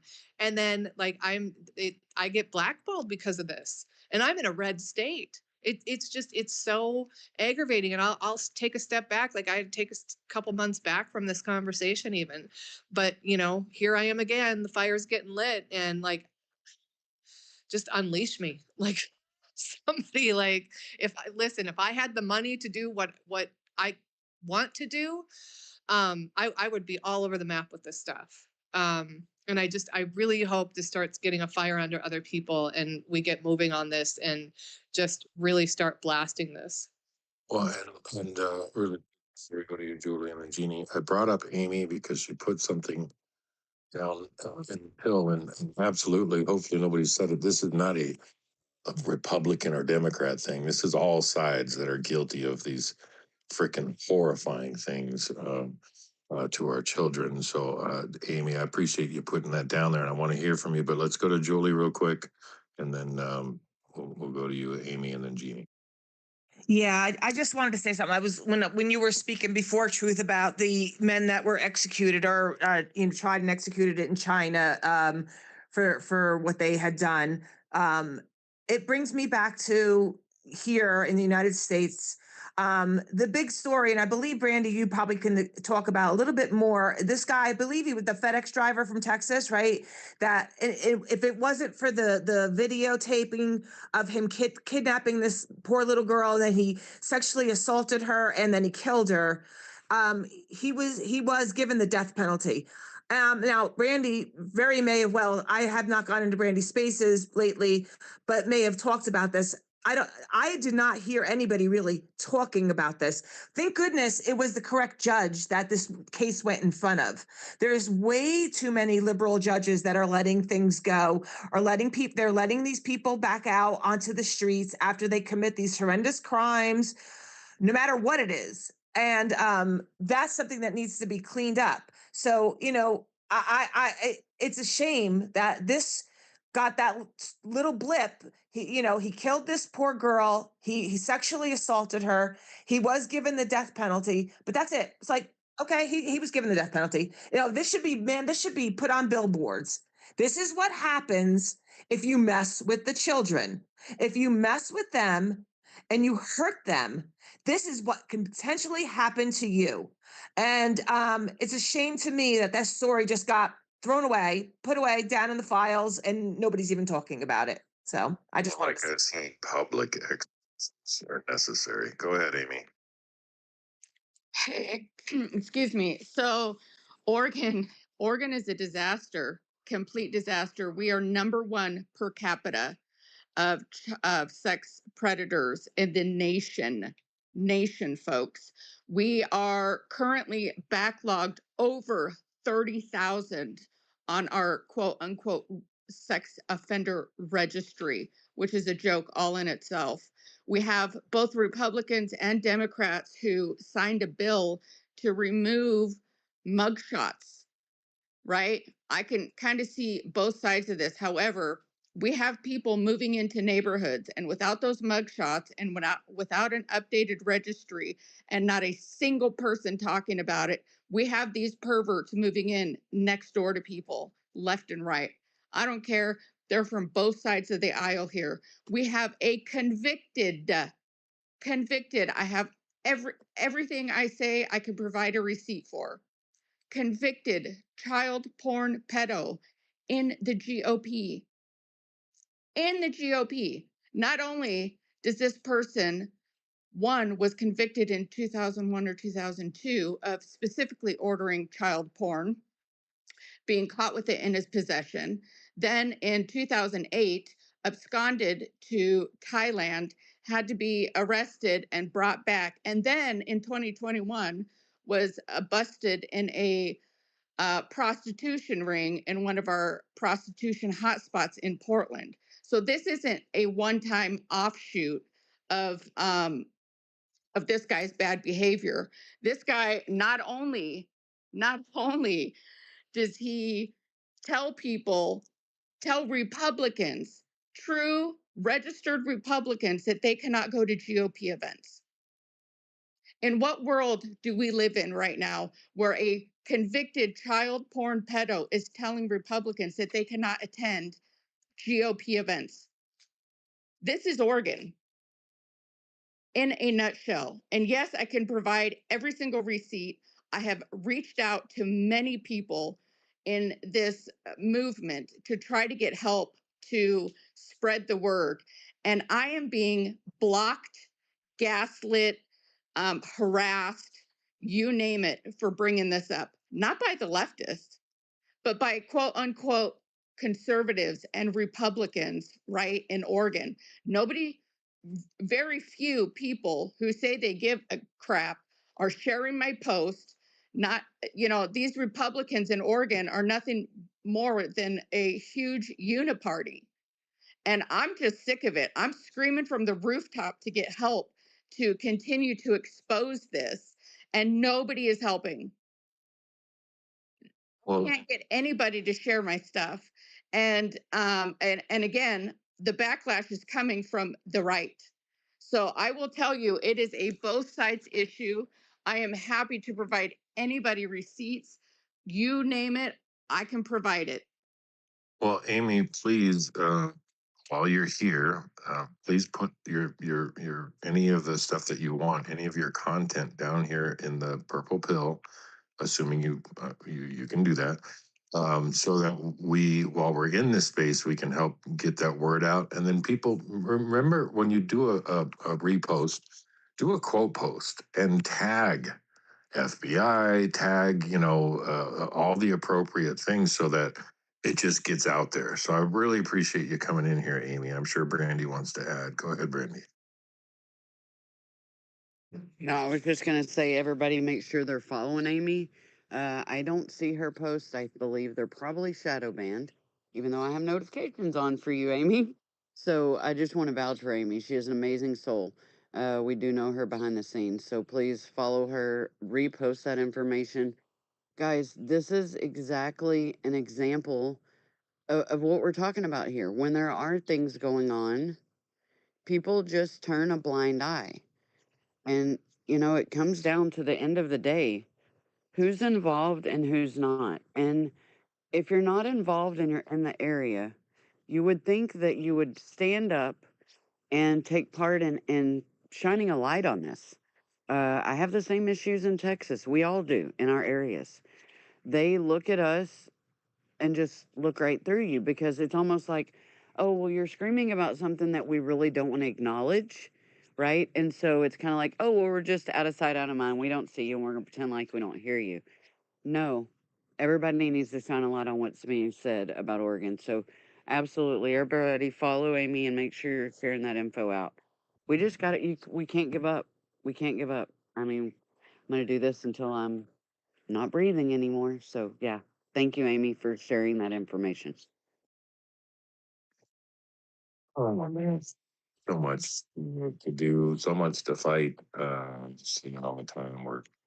bombarded with so many different distractions. Unfortunately, this is definitely one distraction in a way, but it's something we can sink our teeth into and protect our children. That really should be priority number one.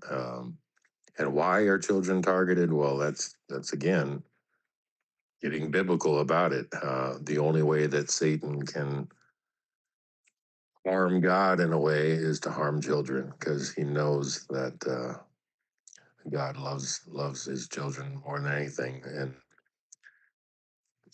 man, it's so tough to hear these things, to know it's a reality. If I could be there in front of everyone's children, like a constant armed guard around them, I would, but I can't. And but we all need to step up. But really, too, again, instead of being a reactive society, which is primarily what we are, versus a proactive society. So, getting into schools through the education system and making people aware, making our children aware of what to watch for. The unfortunate, the internet is the wild, wild west still. It's just overloaded with so much negative shit, and especially through gaming, people can't forget the whole gaming thing. Kids are on games and they chat and communicate with other people. You don't know who you're communicating with, and there's been a lot on that regarding how they're grooming children through all these games and whatnot. So there's so many different fronts in this, and we've really got to step it up. If you're a parent, obviously your focus and your priority is your children alone. But then, of course, in our communities, this is where people don't even trust their neighbors anymore. People don't even know their neighbors, quite frankly, unless you live in a rural area. And even then, a lot of people are so skeptical, and rightfully so, because the world has gone batshit crazy. All the stuff we're experiencing and seeing and witnessing, it just makes you frustrated. It makes you sad. Makes you angry. All of the above. You just we've got to do whatever we can. And again, it starts right in our own family, and then into your communities locally, and that's how it's going to spread. Because that's how they did what they did to where we are now. This movement has been going on over the last 100 years in this country with the slow trickle of all this bullshit, these ideologies, and then making us fear that, oh, we don't want to be called this or that, or I don't want to be called an Islamophobe or, racist or whatever bullshit, story that they have just to hide what they're really getting away with. And enough's enough. I don't know about y'all, but I'm at my wit's end with all of this stuff, all of it. But they have us so distracted, fighting so many different fronts, that it's really hard and frustrating. It kind of puts your hands in the air, and that's where I say, go back to God, read your Bibles every day, pray every day, have some fellowship with people that are along the same line, like we do in these spaces. But this is all digital. You don't know me. I don't know any of you. You know what I mean? We're just sitting here talking, trying to get it out. But I haven't heard from our other co-host Terry in quite some time. Terry, you still with us, buddy? Yeah, we've had a lot of good speakers, and I've just been sitting back and listening. But if you notice when Allie was talking about this report that came out, and I'm going to have to play back the recording, but she said that the largest percentage of these offenders, now everyone's going to say Terry's a xenophobe, were Muslim. It was like they made up, I forget what number she said, they were the smallest percentage of population, one of the largest percentages of offenders. So the first thought that I had was about these communities they're trying to put up, which means they'd probably have their own police. The mayor would pick the police chief. They'd probably have a little hospital, which means the doctors are going to be sympathetic toward the community. Because I think, the way we're getting it wrong is we're looking at them as a religion when in really they're a culture. Like they come over here and they think differently. They have a whole, the whole thing is different. And but yes, I think we need to ramp up the criminal offenses against these offenders. Our country needs to become more alerts about this. You know, Singapore, they don't have a drug problem. You know why? You get caught with drugs, they just execute you. And so, you know what? They don't have a drug problem over there. So, but I don't know what's going on, why this isn't a higher priority, but it sincerely needs to be because our children, those are God's babies, you know, and they need protection.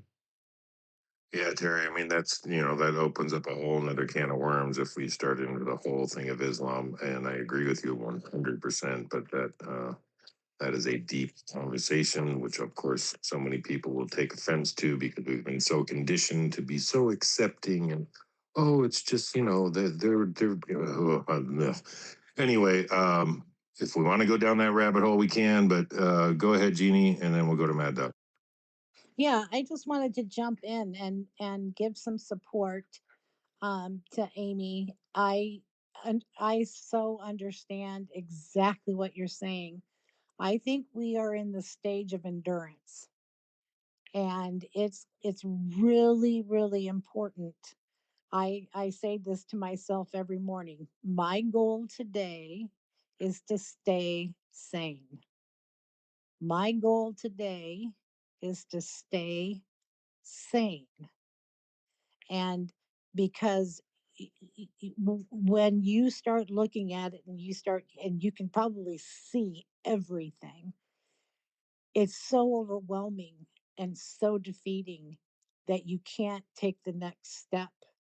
And I think that's what I have found on X is I've lost so many people. Where did they all go? Well, they're burnt out, and they did their thing and they just fizzle out over time. And we need to endure. We need to continue to do what we know is right, and we just need to endure. And so coming in here every morning helps me endure, right? So when I'm done with this space, I'll then go, okay, now I need to write an article. I need to get this done or this done and start crossing things off my list because I need to endure through this process. I'm not, God is not asking me to save and healthcare. It's not what he's asking me to do. He's asking me to love people, and I'm a nurse. So share information with people. He's not asking me to save the world. He's asking me to do my little tiny piece. And that's what I need to focus on to keep doing what I'm hearing him tell me to do. And right now, he's saying, endure, because I'm going to need you. Endure. Don't go crazy. Don't put yourself in the hospital. Say a prayer. Have a conversation with me. Go listen to Matthew and the gang. Take a chill. And we've got to stay sane. Yeah. I don't know about the same part. I wouldn't call myself that. Anyway, go ahead, Mad Dog. Yeah, Truth, if you don't mind, I'd like to give a couple shout outs. First, there's Trump made a a really his post today about the FISA deal and the Save America Act. That's a really good read. There's a lot of information in there, and he's going to war with the Republicans and the Democrats. Second, just wanted to shout out my veteran buddy. I posted that in the link. We're trying to get that up and running. And actually, Rick is in here with my veteran buddy. I don't know if you want to talk about that or not. And I've got my barbecue this weekend. I posted a flyer in there for that event. And I didn't mean to change the subject, but those are there. Thank you. No problem, man. We're glad that you're here. Always, it's great. We have so much support with each other, a little community here. Obviously, occasionally when we're doing these spaces, we seem to get some people that come to distract. We do our best to keep them the hell out of here. But go ahead, Julie. Yeah, no, it's okay. I just first wanted to ask everybody to please again go down to the Purple Bubble, like and reshare the space. Let's get it out there.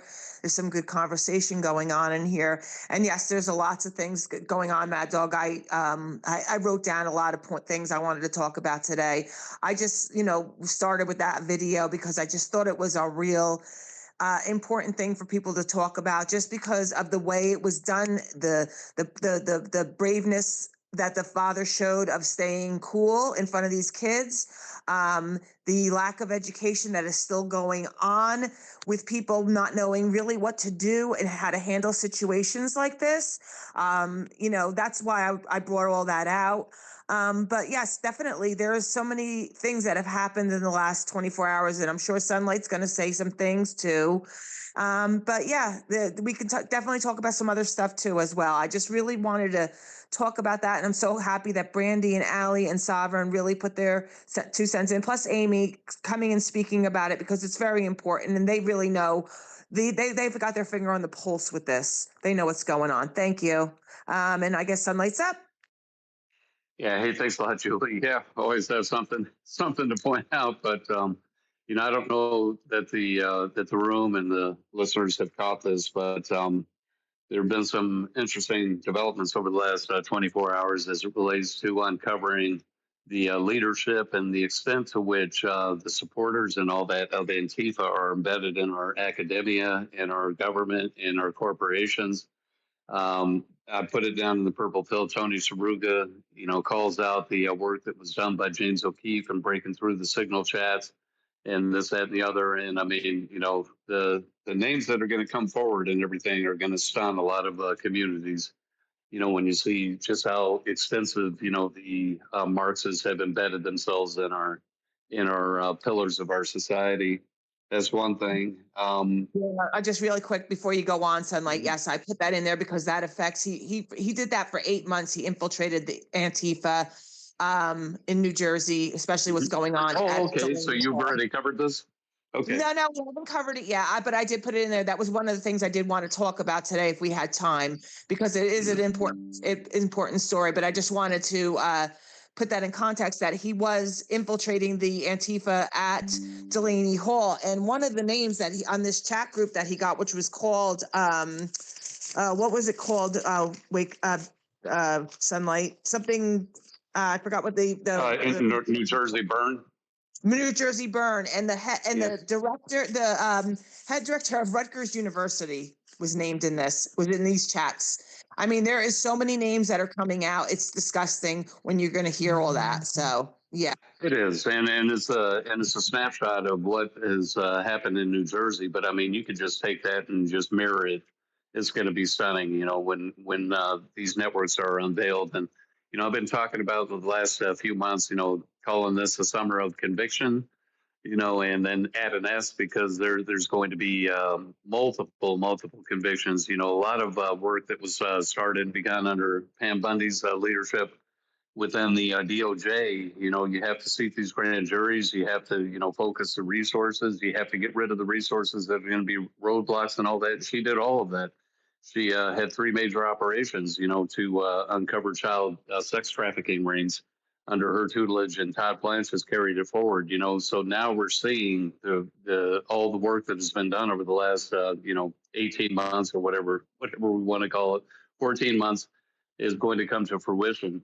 In Minnesota, they have indicted and charged 15 members of the Direct Action Minnesota. And these individuals, again, have all kinds of nefarious ties to Antifa and other, globalist Marxist groups. The group that got busted for the, potential drone attack at the USC event at the White House, they put forward, the first thing that they blew up was a couple names of individuals that, were American citizens. They were Caucasian and what have you. No. The ringleader was an illegal alien. And based out of Omaha, Nebraska. His name is Abraham Hermosillo Alvarez. And I put that down into the purple pill because that's important, so there's a lot of misdirection, if you will, so, isn't that interesting that the ringleader that was planning this attack was an illegal alien. Um, that had embedded himself in the Nebraska community and the Omaha community.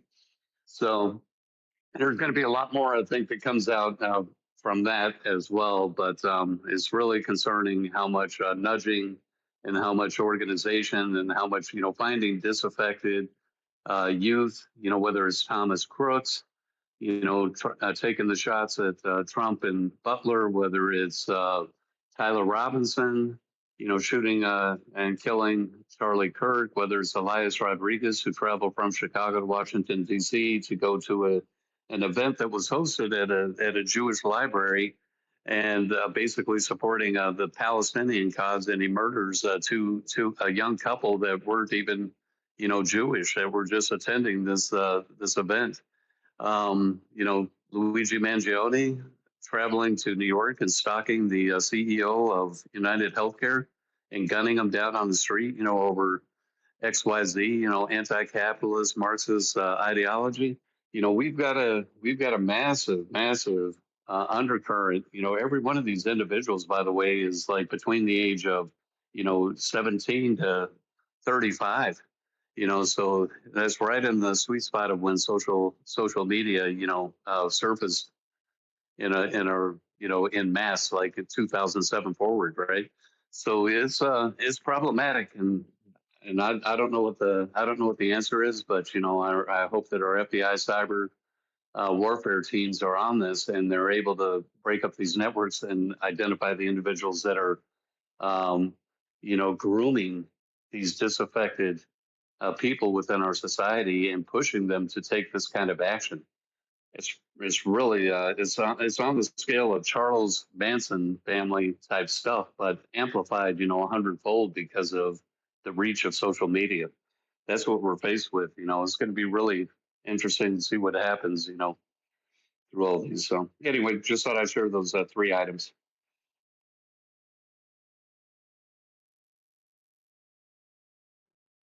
Thank you, Sunlight. Appreciate Thanks, that. Sunlight. Yeah, and that idiot profile patriot Alice, you just got Yeah, yourself I just booted. blocked them. I booted that piece of crap.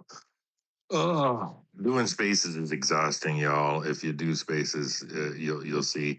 But I do see Advocate in there. I don't know if she's going to take a mic. I've offered it, but if you're not following Advocate for Education, please do so. She has so many great things for parents out there and schools and knowing how to basically protect your child from the schools, because unfortunately schools are so freaking indoctrinated with bullshit.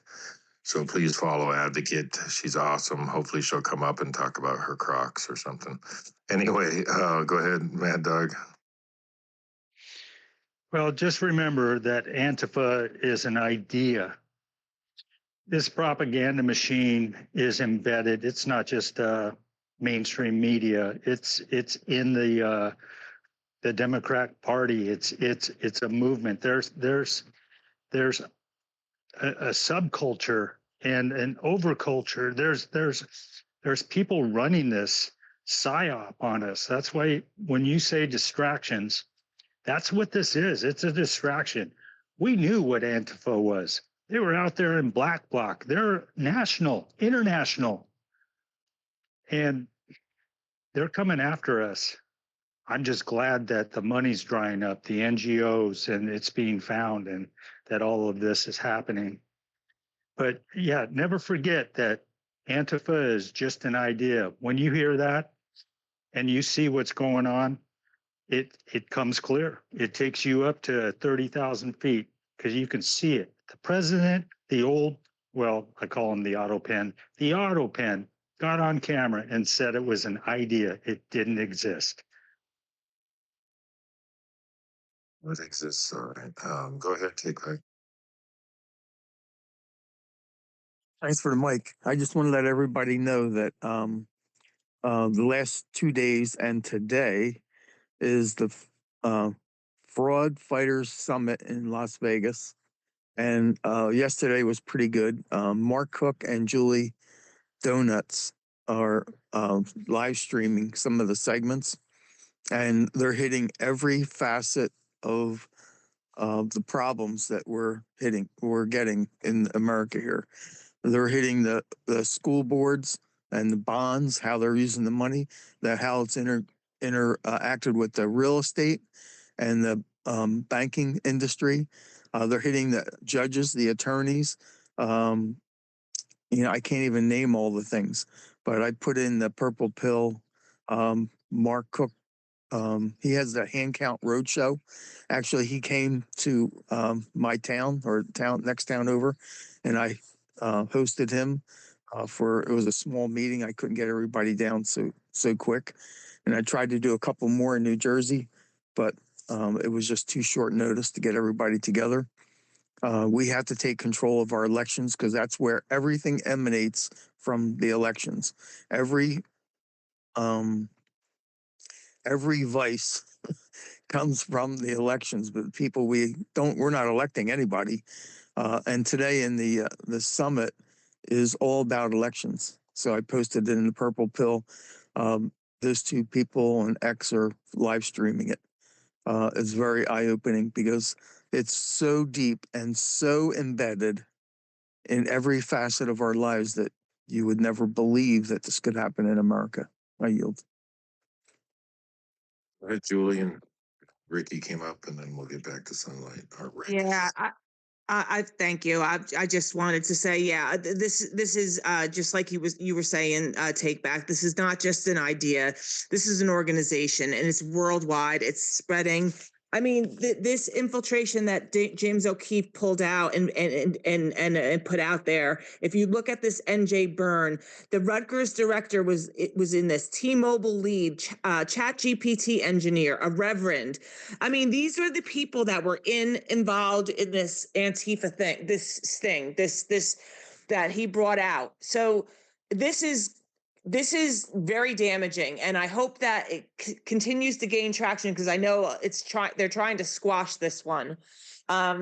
This isn't going to go anywhere, especially with the kind of people that are involved in this Antifa ring. So it's not just, people want to say, oh, it's, these young thugs that have, that have been sitting in their basements. They're the soldiers. They're the people that they're pushing out in front. They don't care what happens to them. Okay. It's the people that are running these organizations that we have to look out for. That's really what I wanted to point out too. Who was next? Was it Rick? Did you say? Yeah, it's still Rick. We haven't heard from him yet. He came up, Rick. Hey, thanks, Truth. And hope pardon me, am really excited to see everybody. Mika, Mad Dog, great to be in here.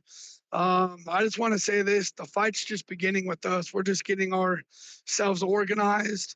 Wars are won with logistics. That's why I, founded my veteran buddy, Mad Dog. That we can fight back, we can get organized, we can take the fight to their level. Us veterans know exactly the level that they're playing on. It's just basic, military bearing and command and control that we lived every single day in the military. And it's going to take us, we the people, to get organized at that level, really, to be able to combat that. But we have all of the pieces. We have all of the people. We have all the knowledge. We have all of the skill sets. We have all of the motivation. All we need to do is just get unified under something to be able to begin to fight back. And we need to actually support each other. And then as soon as we do that it's checkmates. I mean, they're level with us. And they've spent all these trillions of dollars with all their propaganda and all their NGOs and everything to just be almost level with us. And it's kind of like a drag race with them and us. Organized, to the level that they're at, it's checkmate for them. We could end this overnight. We just need to get organized. But yeah, I mean, they're going to continue to do things. I mean, I don't know if you guys saw some posts from, I believe her name's Gretchen Smith. She's one of the founders of Code of Vets. She raises money for veterans that are homeless. PayPal just kicked her off and permanently banned her account. She's been doing that for a few years to raise money for veterans that are homeless. And I just saw a post of hers that not too long ago this morning that says that PayPal completely kicked her off. And now she has no way to raise money for veterans and everything. So, like, they're coming at us. And as soon as we get organized, it's checkmate for them. So let's just do it, whether it's through my thing with my veteran buddy or anybody else. Let's just get organized and checkmate these people, assert our dominance as we the people. We're in control. This is our country. And let's begin to take that mind frame and get our country back. Thanks. Thanks, Rick. Yeah, as a fellow vet, man, I've said this kind of often. Absolutely getting together and standing our ground. They won't know what hit them. But being very cautious in that, they've been poking the bear, so to speak, poking conservatives like, hey, come out and play. Just fair warning. You don't want us to play. I'm just telling you. There is zero hesitation and zero remorse for any of my fellow vets. If we got to handle business, we're going to handle business. You don't want to keep poking the bear because once it's awake, forget about it. And Sunlight, I know you've been patient, but Nika is normally up here as our co-host, and I just want to hear from her because we haven't heard from her all morning. She's been going through a lot of stuff. Go ahead, Nika. Good morning. I actually just finished up and I am in New Jersey, actually, headed south on the Garden State, headed home. They got me through all my appointments really fast. MSK is amazing. If anybody needs cancer care, they are top notch. But Rick, I am happy to see you in here. I just wanted to say hello to you. Good morning, Truth again. Good morning, Julie, Terry. I just wanted to jump in and say hi to everybody. I am navigating New Jersey traffic, and if anybody has driven to New Jersey, you know how fun it can be. Good luck. Exactly. I skipped New Jersey altogether yesterday and went up through PA, and it was very, very nice, honestly. The view, the traffic, everything was so much calmer, so much easier. The tolls coming through New Jersey are absolutely freaking ridiculous. But I'm headed home. I'm getting there. I'm excited. Hopefully everything comes out clean. And yes, I just wanted to jump in and say good morning. There's a lot going on. I'm just going to listen for the most part because I can't look at my phone while I'm doing this. So, I will be back tomorrow if Truth is running the space, and if not, I will definitely be down below if Marlon's running it. All right? It's good. It's great to see. I don't think that Marlon sounds like he will be able to do that. For those of you who are listening, this is Marlon's normal space. He's been doing it for 4+ years. Whenever he can't, I'm up here doing it. But it's great that you're on your way home. I hope you got a whole bunch of rolls of quarters to get through those stupid toll booths. Go ahead, Julie, and then we'll go to you, Sunlight.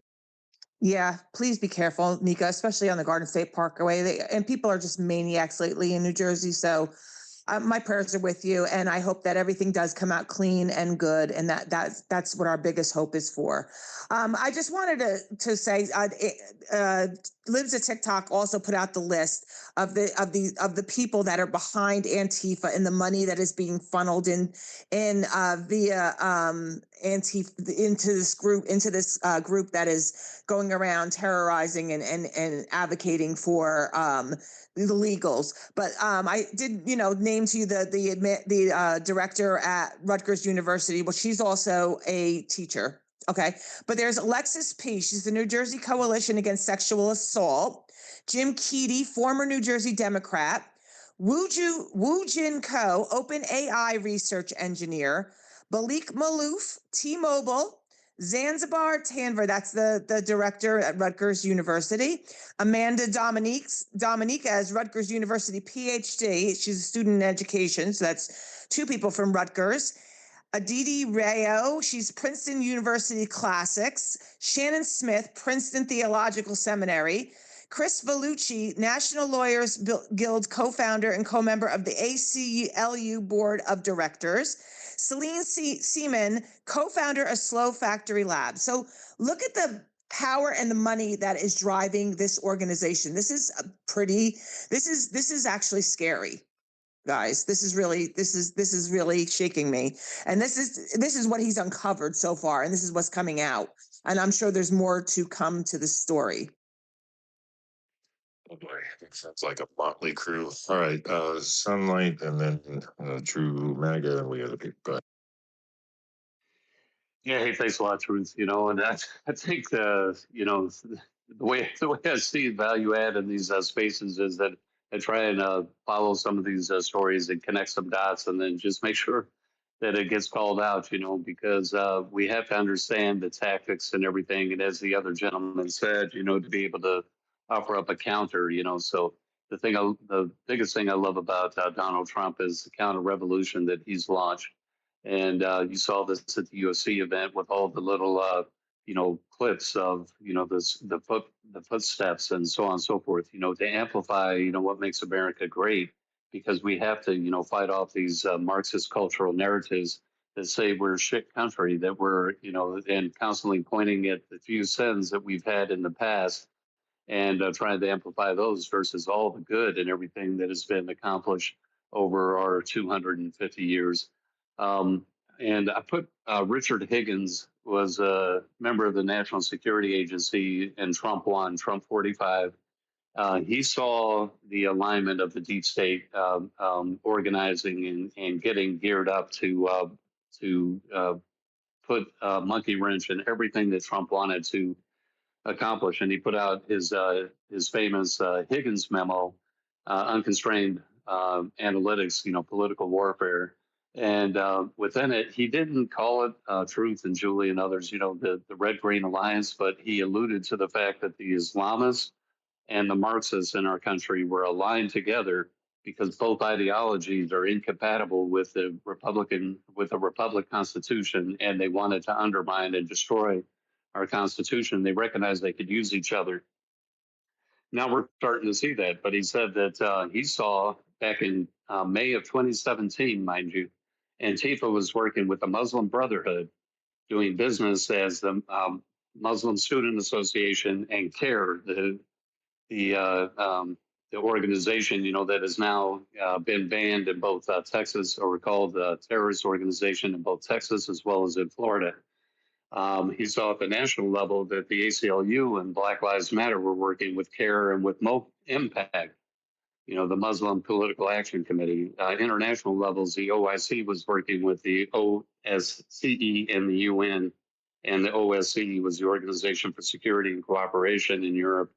And of course, so you had the Muslim Public Affairs Council, that's Impact, and so on and so forth. But I'd encourage you to, if you're interested in this topic, to understand these interrelationships and how they've captured, academia, the mainstream media, and so on and so forth. Higgins did a really, really great analysis back in early 2017.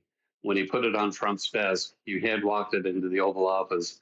He was promptly fired from the NSA and walked out of the building by McMaster's, who was heading up the NSA at the time. So, he was a threat to the deep state. And unfortunately, he subsequently passed away from a kidney failure operation. And however, his this excellent analysis is well worth the read. So I put that down there for those that are interested. Thanks. Thank you, Sunlight. Appreciate it, bud. We've got lots of information. And putting the puzzle pieces together, that's kind of the thing, right? Go ahead, True MAGA, and then we'll go to, I think it's Zach, and then the other people power. Go ahead.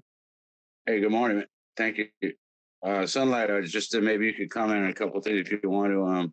One was the Senate rejecting the resolution to block Trump from further strikes on Iran, which kind of sounded weird with the peace deal. I mean, why would they have to do that? Was one question. You could comment on that first before I go to the next one, actually. Oh, I would say because they know Iran isn't going to live up to the obligation, and they want to reserve the right of the executive branch to conduct those strikes. I mean, this goes back to the Bush doctrine. You know, the preemptive strike doctrine that Bush and Obama and Trump and Biden have all used.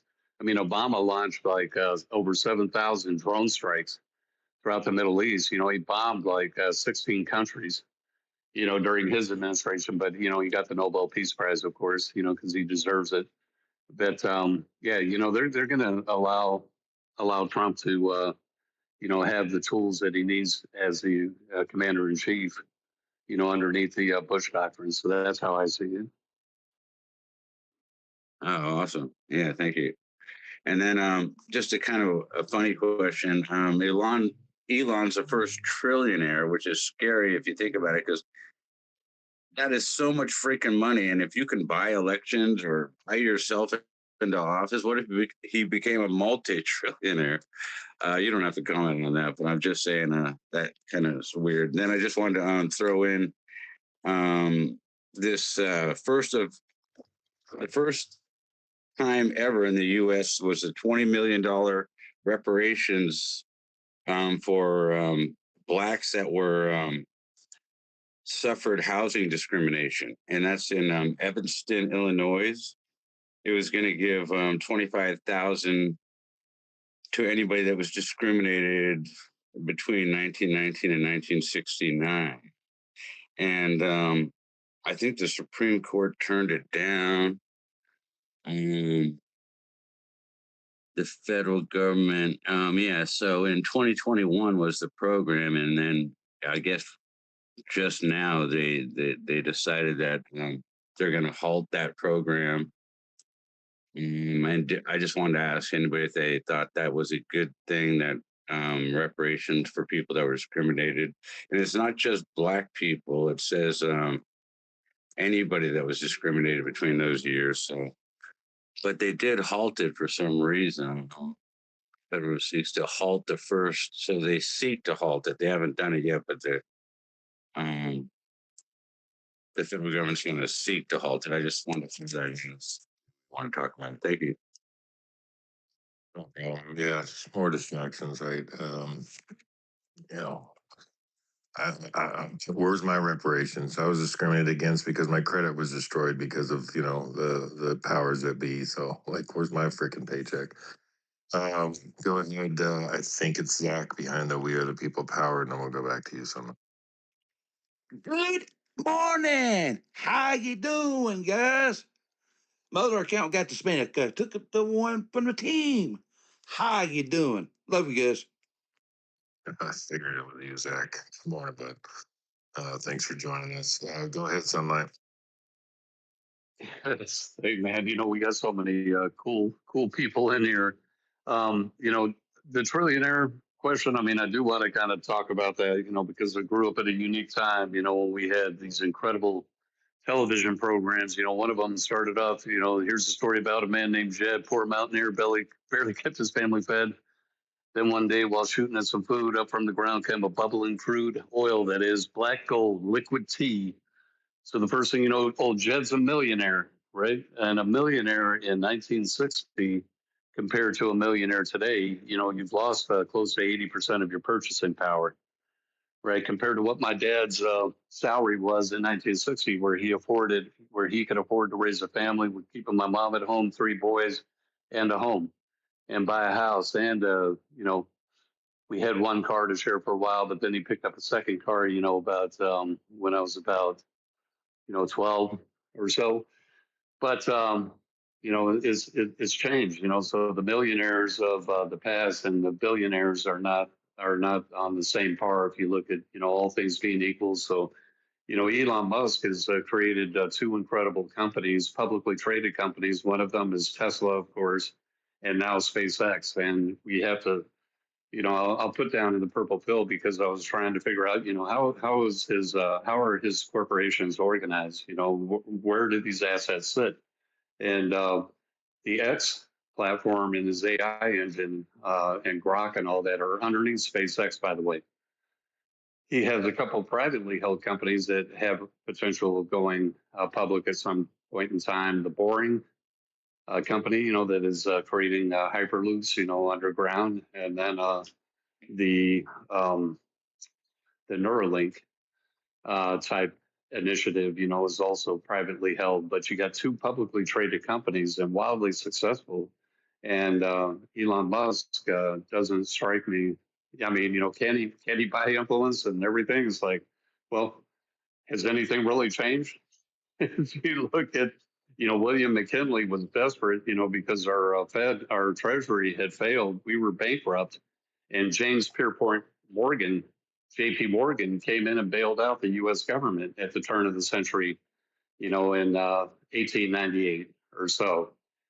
So there's always been this reliance and influence and this, that, and the other, and so I don't know what the answer is. I mean, we could try to, put caps on it, caps on stock trading, insider trading, all this types of stuff. But these weasels always find a way, don't they? Truth. They always find a way. It's the unfortunate reality we live in, but I think people should celebrate. Hey, Elon, he did it. He's the first one to be a trillionaire. That's awesome. Congratulations. We should celebrate people's success. Instead, most people are jealous of other people's successes, and that's the root of all evil, as far as I'm concerned. People need to celebrate things like that. I know personally a billionaire, Ron Perlman. If you not the actor, that idiot. But there is a Ron Perlman that actually started and owned Hummer Vehicle, Revlon Makeup, a whole bunch of big companies, and he's worth billions. And when I went to his place in New York, he just called it his flat, which was freaking half the block, a huge building, 7 stories high, right? But when I went there, we got picked up in a car, big SUV, with guys with machine guns in the SUV. And then got to his flat, and then they had armed guards all over on the rooftop, the whole nine. So when people have that kind of net worth, I met with his son, and his son has, all these collector guitars, all this kind of crap. But basically, the prison that his family has to basically live in, because they're targets. His children are targets to be kidnapped and taken. So, people don't understand that with that kind of money comes such not only awesome responsibility, and yes, you can influence things, but also you have every Tom, Dick, and Harry that's after those people. Think about how many sick people want to kidnap Elon's children, want to do harm to him because of his worth. And it's just money, right? And it controls us. Obviously, we've got to work, we've got to do our thing just to survive, to eat, to have a home, all those kind of things. But when you get into that category of having billions above the millions, it's a totally different life that unless you lived it, you wouldn't know. So our judgment on these people and stuff it's kind of neither here nor there. People don't understand until you've kind of been there and you understand what they go through that people don't see. But anyway, go ahead, Trumega. Yeah, I mean, you just hit it. I mean, I don't know if you guys would agree with this, but if I was like going to run the United States school curriculum, I would tell the first thing the first graders need to hear the first day is that your goal in America is to do and be exactly what you were put on earth to do. And they'd say, well, how do I know what that is? Well, you don't know right now, but if you don't have any money, you will never find out, right? So you need to achieve the American dream and be financially free so you could decide what the heck are you here for, right? What do you, and how do you decide that? Well, you just say, if you had to get up and you never had to work for money, what the heck would you do the next day? What do you really love to do? That is how you know what you're here for, right? It's what you really love to do. It could be taking care of animals. It could be whatever you like, being a doctor, the pilot, whatever you really want to do. Then you can But the thing is, they don't teach our kids that they need to be financially free. It's all a bunch of bullshit. Like they're training them to work for corporations. That's all they're doing. They don't even mention the American dream. And they wonder, why are we all broke and depressed and have no future and no housing and no goals? They don't even know how to have a goal. You need to set a goal. Is another thing I would teach the first graders. Set a goal every freaking day. Go mow some lawns. Go clean up some yards. Try and make $10 that week. Try and make $20 the next week. That's what I did. I mean, my dad wouldn't give me a freaking dime. If you try and get a dime off my dad, you'd have to have like a half-hour story to get a quarter, right? I mean, so it wasn't worth it. He made it not worth it. He'd pull out that little plastic thing that opens up with the coins in it. He'd always have that. And just to get any coin out of that thing, you'd have to have a story. So I said, forget this bullshit. I'm going next door. And I talked to the neighbors. I cleaned up their yard right away. I was working since I was like 10 years old, and I've never been without a job, never been fired. All my bosses always gave me compliments, right? And then I started my own businesses on the side, but I always had a steady job. So I never like left myself open, which is kind of stupid. If you really want to go for it, you need to like just be willing to fail. But it turned out I didn't have to.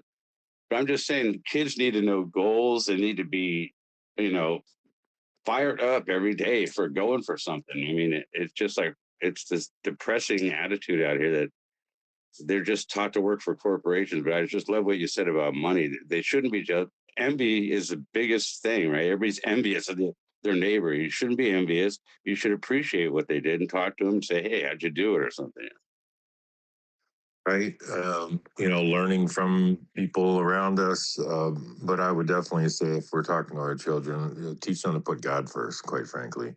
What's God's will in your life? What did God give you as a gift so that you can flourish? And entrepreneurship, the idea of a free country, a free society to where you can create your own business instead of having to work for people, that should definitely be nurtured.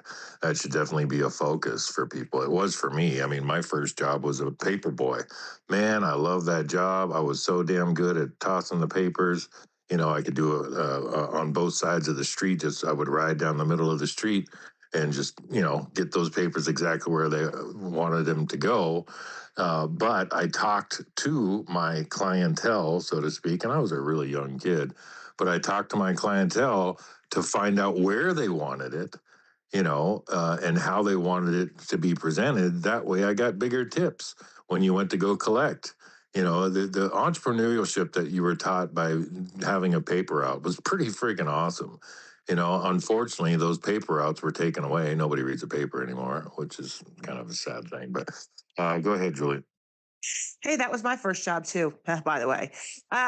Okay, well, I know you're going to be closing up the space soon. So I did want to see if Jenny would come up because I have this like thing I'm thinking of, seeing Thune making his rounds on the news stations yesterday, trying to defend himself, and what got passed last night in the Senate, what didn't get passed, that truth that Donald Trump put out last night. I think he's watching them like bake. Like, they're just screwing themselves. And he walked into the G7. I don't know. I put this down in the purple bubble, and he turned around and looked at everybody, and he said that he was the boss. And I just thought that was really great. But I know that Jenny could put this in a lot better perspective to make people feel a little bit better. So if Jenny, you could please come up if you are not tied up, that would be great. Because I think that to the ending to this space would be great to have that encouragement to know that we are in control still and things are going to be for the better. That's what I'm seeing. I'm just watching this as a spectator from the outside, looking like he's cool as a cucumber, man, and he's over there doing the G7, and these guys are all on TV on every news station they can get themselves on, trying to give their side of the defense. Go ahead, Soleil. Yeah, they're sucking up big time, aren't they? Remember that first one he went to when Trudeau and the rest of them, were like mocking him, behind his back, like little wusses. I had to ask you, Julie, so when you were doing your paper out, did you have a sissy bar on your bike? No, I don't remember. I mean, I'm sure I did. I'm sure I did. Yeah, remember? I mean, we could actually call them sissy bars back then. It was like we would have death race 2000s. You know, you'd have like your pack of cars, you know, on your spokes, and we would try to kick each other off the bike, you know, as we were pulling in and out of driveways, you know, in our little death race 200, you know, little motocross thing. But True Mega, your dad and my dad, same thing. You know, that little coin purse that they had, you know, from the bank. You know, it looked like a teardrop, and it had a slit down the middle, and you had the quarters and the other stuff in there. Yeah, we were all clamoring for you know, to do chores, you know, to get a few quarters and nickels, especially, you know, because we could go get gumballs, you know, with nickels back at that time. But I put down in the purple pill also the Brewster Senate hearings with Howard Hughes. It's amplified in the movie. You know, sometimes movies imitate life, and they did a hell of a job with The Aviator and Howard Hughes. And look at all the, like you were saying, you know, look at all the stuff that Howard Hughes had to put up with, you know, his whole life. But if you look at when he got pulled into the Senate hearing, and I mean, it mirrors it. I've watched the actual, uh, you know, a recording of the Senate hearing that Howard Hughes went to, and then the movie where Leonardo DiCaprio plays Howard Hughes. I mean, did a fantastic job, word for word. It is exactly what happened in that Senate hearing, and you watch that, it'll make you. It'll piss you off, and then you'll be cheering for Howard Hughes at the end of it when he tells Brewster to go fly a kite. So it is this has been going on for a while, Rick. Yeah, it's a definitely a great thing to watch. It's really well worth it. Yeah, both the film and the actual footage. It is pretty amazing how they did a good job. Finally, you know, telling that story, and what a wonderful and very sad story, quite frankly. But yeah, like Julie said, I definitely want to wind this down and get on with my day as much as any of you would want to. You know, we've covered a lot of ground, but we did start talking about our children and protecting them, and I want to keep our focus on that. Go ahead, Julie. Yeah, and just one more thing about with what's going on with Trump and stuff. You know how all the Democrats were coming out with their little talking points saying that he was giving Iran $200 billion or $1 million or whatever it was. I don't even know the amount. It was up there, and it's quickly getting defeated because he basically said, he goes, I'm going to read this. You know, I want a press conference. I want to read this word for word so that the news, you know, the news outlets don't get it wrong and that it can be said correctly. Well, Hakeem Jeffries came out 11 hours ago, and they're back to the ballroom again because they know that they're losing on that one. So, guys, we are winning here. This is you know, their talking points are being squashed out.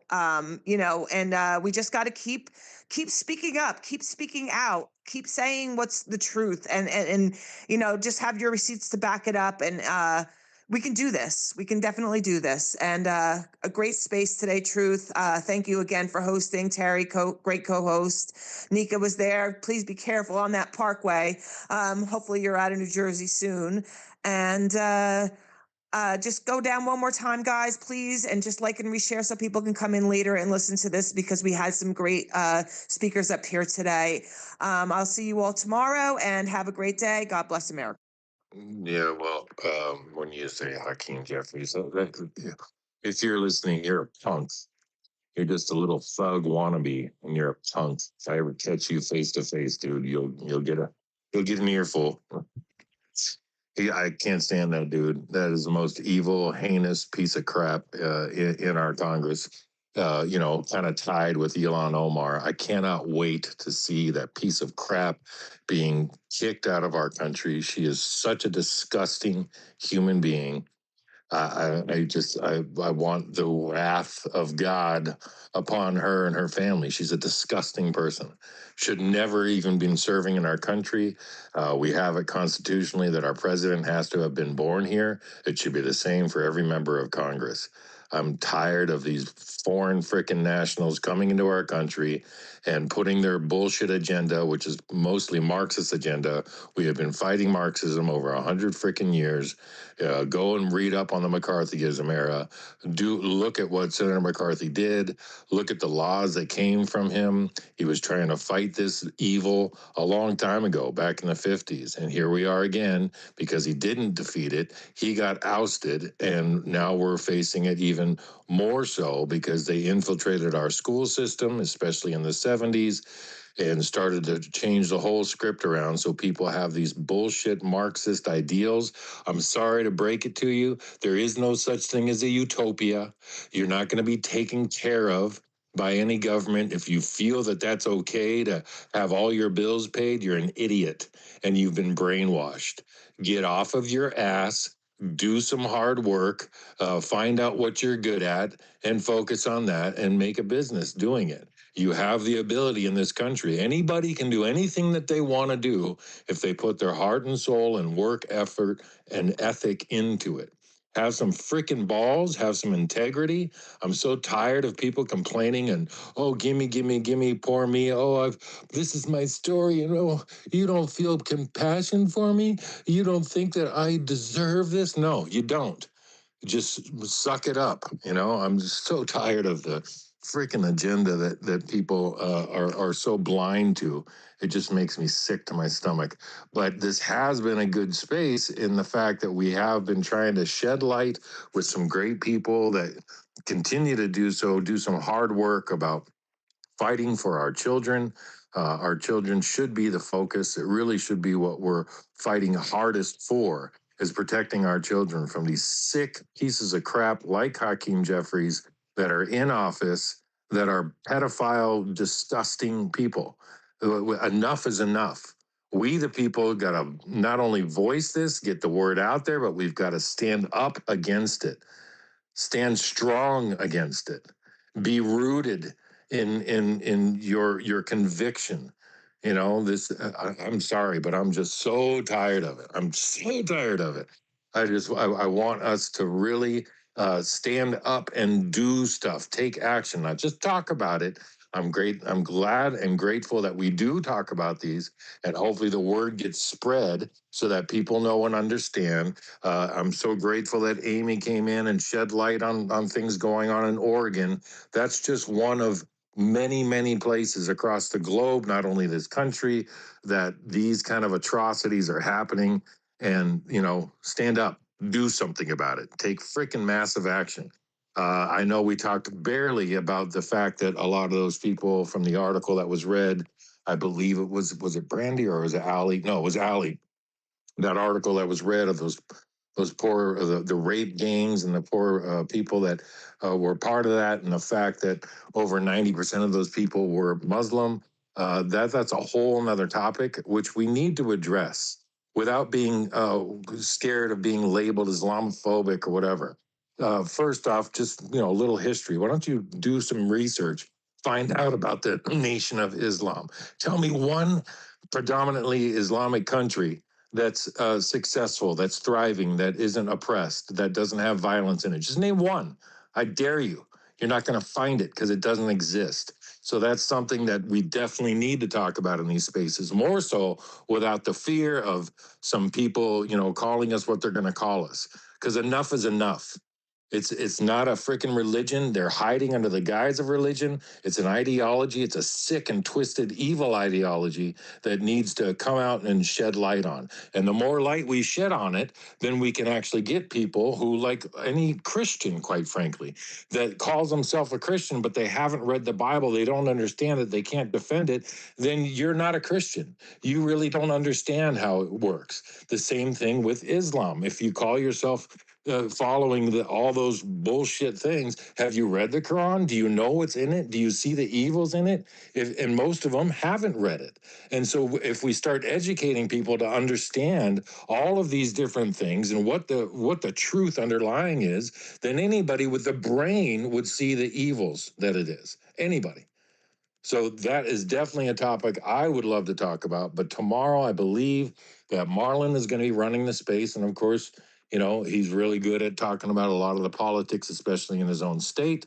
But whenever I come back up here again, I think, Julie, Terry, that's a topic I would love to address because it needs to be talked about openly without fear of people thinking that, we're some racist or whatever the hell you want to call us.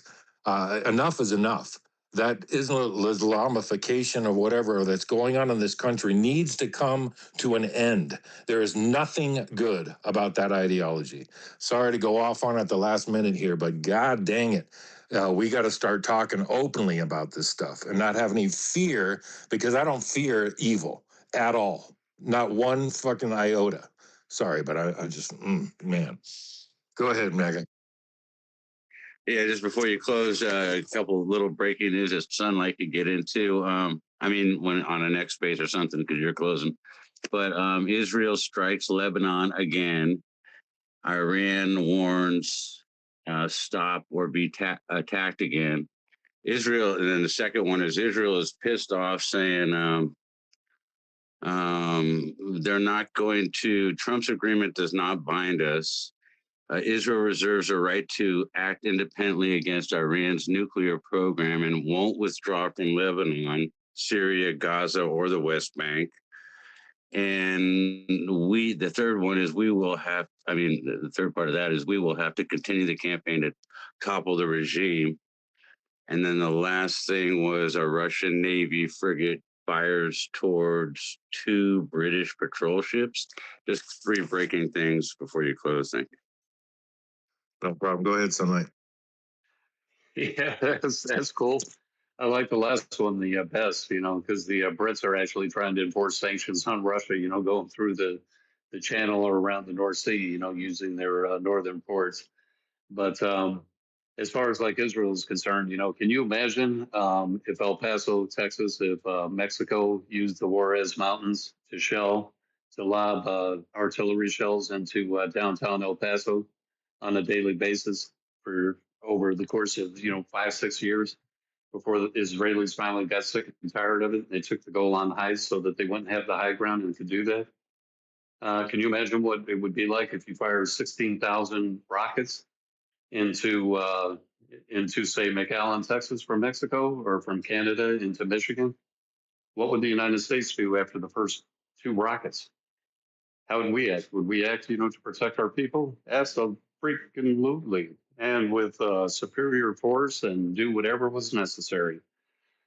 So as far as Israel is concerned, they're a sovereign nation. They're protecting their interests. I get that, and I think Trump gets it, and they're okay with it. We are sovereign nations. Israel is going to take care of Israel first and foremost, as they should, and we will take care of the United States of America as Trump should. Right? That's my take. That's my take on it. America first is really the whole thing it should be focused on. And if we can pull this off in the Middle East, people don't realize that the right before the United Arab Emirates became a sovereign nation, the Brits pushed the Shah of Iran in like 1971, 72-ish to take over those islands at the choke point in the Straits of Hormuz. From the UAE had claim to them. They took them forcibly, and they've held them ever since. Through the Shah. Shah got deposed in 1979, and that's when the Islamic theocracy took over.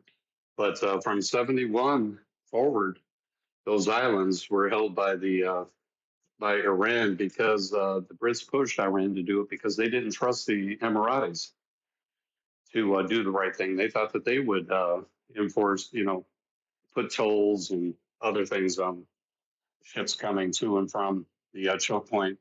And then I think it was like 90s, something in the 90s, that's when Bahrain asked the United States to post the Fifth Fleet inside the Persian Gulf because we are the global maritime guarantor of trade. We keep all of the choke points open. We keep the Suez Canal open. We keep the Panama Canal open. Our U.S. Navy provides that as a global service. 90% of the world's products flow across the oceans, are transported across the oceans. That's where trade takes place. And we guarantee that trade, safe from pirates, safe from nations acting incorrectly. The Houthis fire on merchant ships in the Red Sea, we take them out. We are that global guarantor of trade. So if we're able to pull off in the Middle East to get Iran to rejoin in some semblance a national structure where they are cooperating with their neighbors, then we can withdraw resources and assets from that region and pivot to Asia, which is where our real battle is, with China. So that's what the ultimate objective is, I think. Yeah. Yeah. Well, until we rid Iran or anything of people that are in power of being, the Nation of Islam, I think it's we're not finishing what we started. It needs that whole country wants to be out of the thumb of underneath that and negotiating with terrorists. I thought our country was not supposed to negotiate with terrorists. These are terrorists. So until we obliterate that entire regime, I just see it as being a bigger problem later down the line. But that's my 2 cents. But anyway, I've got to go. So my apologies. My phones keep ringing. I got to get stuff done. Terry, any last words, everybody? No, it's great space. Glad that Julie brought up what she brought up. Glad we had Allie in here, Brandy and Amy, and everybody that spoke. I'm sorry if I leave you out. Just good to see all the familiar faces in here, and that's it. Thank you, Drew. Yeah, there's a lot of stuff that obviously we're passionate about, myself included. Sorry for the rant at the end, but I'm at my wit's end with all of this bullshit, all of the distractions that we're bombarded with on a daily basis. Enough is enough. What I try to say at the end of these spaces is don't sweat the small stuff. Just remember everything is small stuff, but it all adds up, right? Um, the beauty of this all is that I know the ending to the story. I've got the script. It's called the Holy Bible, and at the end of it, God wins. So none of this stuff really means anything. But while we're here, God has graced us to be here. Then find out what it is that you're supposed to do, and put God first in your life because it does make a difference. As Marlon would say at the end of his spaces, don't work too hard. God bless you all, and God bless America. We'll see you tomorrow.